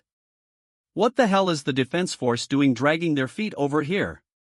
What are those lazy bastards doing coming over out of the blue anyway?" On this side, Jonan sat with an expressionless face, crossing his arms right in the middle of the room. On the opposite side, Tan asked with total vigilance, "What brings you gentlemen over here?" He shared seriously, "Thanks to your timely report, the sanctuary has agreed to step in and help. They said they could actually sense a strong, foul aura coming from that monster's corpse." He pursed his lips, reflecting on it. Turns out everything the kid Damien said was spot on? Could the Bronzerian forest really be involved with demonic energy? That said, Jonan shook his head again, but nothing is certain yet. That's why they sent a priest over to coordinate with us for a sweeping operation. His proposal made Tan look a bit gloomy. "This situation is quite unprecedented, so I want to bring along a soldier who understands demonic energy." He immediately brought up a reason to refuse. That boy is a rookie who just arrived at the unit fresh-faced. Having someone with zero real combat experience tag along might be a bit. Before he could finish, Jonan cut him off. "But at the end of the day, wasn't he the one who noticed the issue first?" Hearing that, Tan hesitated slightly. He was secretly worried about it. "Indeed, if I refuse this request, that old guy will definitely find an excuse to make things difficult for our unit down the line anyway." In the end, Tan made his call. He glanced over and called out, "Aaron." He replied immediately, "Yes, sir." On this side, while Damien was looking gloomy, a voice spoke up, "Go call that kid Damien over here for me." The scene opens with the massive, sturdy walls of a majestic military fortress. The glorious aura of the kingdom hung heavy over the entire space. The camera quickly cuts inside, where Damien, the red-haired rookie, was casually walking into the magnificent command center. His simple, unarmored clothes immediately drew astonished stares from the heavily armed guards on duty. Damien stepped up to a giant wooden table, standing directly across from the veteran commander who had survived countless battles. The stern old general began outlining the grueling new mission while emphasizing that the rookie had every right to refuse. Yet, without a single second of hesitation, Damien eagerly accepted the task. Beneath his enthusiastic expression, a cold, sharp glint of calculation flashed in his eyes. He knew perfectly well that taking on this dangerous mission was his absolute best opportunity to track down the terrifying monster corrupted by demonic energy. Seeing the teenager so unusually enthusiastic, the seasoned commander was briefly taken aback but ultimately agreed, finalizing the official schedule before dismissing Damien. The scene shifts to the dusty clearing just outside the fortress gates. Still uneasy about the boy's reckless confidence, the commander called Damien back one last time, urgently offering to send an escort team of veteran soldiers along with him. A calm yet authoritative smile played on his lips. Damien coldly rejected the support. In his mind, he calculated that dragging along a bunch of slow old soldiers would only cause his lightning-fast escape plan to fail if the mission went south. The commander let out a heavy sigh, his expression darkening as he issued a stern order. "No matter what, rookie, you are absolutely not allowed to engage in battle." Damien played dumb, casually brushing off the serious warning. He smiled cheerfully and promised he would just harvest a few blood-nourishing herbs for the squad and return in one piece. After that, he confidently strode out toward the dangerous, wild forest. Left behind in the cloud of dust, the commander and vice-commander could only stare blankly at the young boy's back, muttering in astonishment at the appearance of an anomaly so unpredictable it was downright insane. The scene immediately cuts to the outskirts of the Bronerian forest, blanketed in an eerie fog. A heavily armed battalion was marching deep into the perilous woods. This incredibly powerful formation was specially assembled to hunt down a forbidden dark mage. Standing at the vanguard were the stern air guard Captain Basil and the mysterious shrine priestess of Adele Aunt Claire. The tense, silent march was suddenly broken when Captain Basil spotted Damien, the red-haired rookie, loitering nearby. The veteran captain immediately confronted him harshly, demanding absolute submission right then and there. But Damien shut him down coldly. With a contemptuous smirk, the young soldier completely disregarded the captain's authority, casually stating that since they belonged to two different units, his rank meant absolutely nothing. Leaving the captain trembling with rage and utterly stunned behind him, Damien casually walked forward with a terrifying air of arrogance. Witnessing that bizarre and disrespectful confrontation, the priestess Claire instantly fixed her attention on the daring rookie. When the infuriated captain revealed that this very teenager was the first to sound the alarm about the presence of demonic energy in the region, Claire's bright gold eyes instantly narrowed, her gaze sharp and full of scrutiny. The priestess glided close to Damien, practically pressing against him, quietly demanding an explanation for his unusual and highly questionable knowledge of the dark arts. For a split second, a sharp flash of vigilance crossed Damien's face as he secretly wondered if this sharp-witted priestess had already seen right through his disguise. Quickly masking his defensiveness, Damien confidently spun a flawless story. He calmly stated that his knowledge of the dark arts was passed down from his late father, smoothly dispelling her suspicions. He even vividly recounted the horror of examining the torn-apart corpse of a monster alongside the priestess. Drawing upon his extensive knowledge of local wildlife, Damien painted a terrifying picture of a beast completely alien to this forest. It was a massive shadow monster, brutally mutated by demonic energy. Its flesh was rotting with putrid black spots, and its blood-red eyes burned with pure malice. The priestess accepted Damien's explanation about his late father and gave a slight nod, bringing the questioning to a close. As the tense atmosphere temporarily settled, Captain Basil loudly ordered the entire unit to continue pushing deeper into the forest, demanding that everyone remain on high alert for anything out of the ordinary. Amidst the heavy footsteps echoing through the woods, Damien quietly separated himself from the formation. He figured the regular soldiers could handle the basic scouting while he needed to venture deeper to reach the real target. Suddenly, a soldier spotted Damien crouching in the bushes and screamed in a panic that there was a monster. Weapons were drawn instantly, but the panic quickly turned into annoyance when everyone realized Damien was just happily digging up a rare type of mana-restoring root. Feeling embarrassed, the self-conscious soldiers barked at the rookie, asking if he thought he was on a picnic in the woods. Damien's innocent facade instantly vanished. He glared at the shouting soldier with a dead, frozen gaze, calmly warning him that if he kept running his mouth, he'd find himself in a grave soon enough. He smoothly reminded them that searching was their job, not his. When the complaining soldier jumped from the scare, Damien ruthlessly mocked their cowardly reaction. He pointed out that if a mere rustling bush could make them shake like this, then their pathetic performance was dragging the unit's honor through the dirt. Before the furious soldier could react, Captain Basil stepped in to intervene, putting an end to the bickering. He sternly reprimanded Damien for his impulsive behavior, warning him not to do anything that would compromise the mission. Damien feigned obedience, agreeing to stay within his assigned perimeter. The captain let out a weary sigh, turning his back on the troublesome rookie and ordering his subordinates to shed their heavy gear to conduct a thorough sweep. The quiet search was suddenly shattered when the bushes shook violently. A cluster of glowing red eyes pierced through the dark foliage. Cries to prepare for battle echoed across the unit as a pack of giant monsters surged out from the forest edge. Initially, the veterans were dismissive, assuming it was just a regular pack of wild orcs that could be easily taken down. But the smug grins on their faces instantly vanished upon closer look. A soldier froze in sheer terror as he spotted sickly black marks and glowing red eyes on the monsters' bodies. The horrifying truth gradually unveiled itself. These were no ordinary monsters, but orcs twisted into rabid beasts by demonic energy. With an earth-shattering roar, a corrupted behemoth charged straight at the front lines. With terrifying and unnatural speed, it closed the distance before anyone could react. A heavy broadsword swung down toward the frozen soldier. People screamed for him to fall back, but it was already too late. The panicked soldier froze completely, bracing for a gruesome death as he realized the attack was simply too fast to dodge. Yet, that fatal blow never landed. A piercing clash of metal rang through the forest as the attack was perfectly deflected. The trembling soldier raised his head in utter amazement, only to see Damien, the red-haired rookie, standing firm in a flawless defensive stance. Holding his spear securely, Damien barked a sharp command at the panicked soldier to snap out of it. As a sharp, brilliant aura erupted around him, the young boy coldly asked the veteran soldier just how much longer he intended to tarnish the unit's honor. The scene opens in a dense clearing.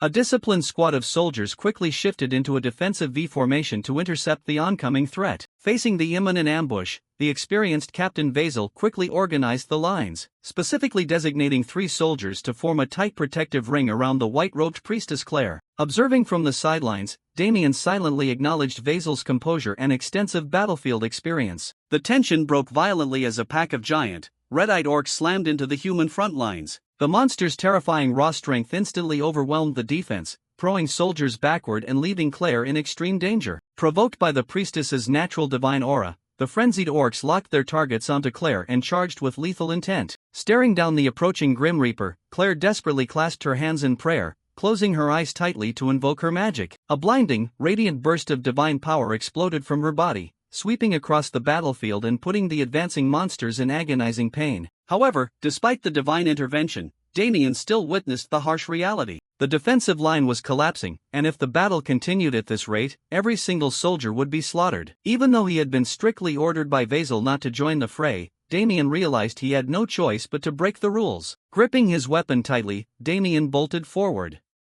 His body left a fierce trail of purple aura as he leapt high into the air above the melee. Descending with terrifying speed, he executed a fluid, incredibly devastating slash, severing the necks of 2 giant orcs simultaneously. The 2 massive monsters crashed to the forest floor without a sound, leaving a nearby wounded soldier wide-eyed at the terrifying lethality. Landing from the fatal strike, Damien looked straight at the soldier guarding the priestess and snapped a sharp order to abandon his current position and reinforce the front lines. Despite a brief hesitation, the soldier quickly obeyed Damien's commanding presence, immediately running back into the fray, leaving the young rookie to assume the role of Claire's sole protector. Turning to the priestess, Damien found Claire completely paralyzed with horror. Her eyes were wide, her body trembling violently under the sight of the bloody slaughter around her. Realizing she was in deep shock and that her previous magical burst was just a blind panic reaction, Damien firmly grabbed her shoulders, giving her a hard shake to snap her back to reality. He forced her to look past her fear, pointing straight into the center of the chaos where the soldiers were being pushed to their absolute limits. He sternly told her to gather all her divine power and unleash it onto the battlefield. Swallowing her terror, Claire gave a resolute nod, dropping to her knees and tightly gripping her divine staff to focus her magic. As she immersed herself in deep, desperate prayer,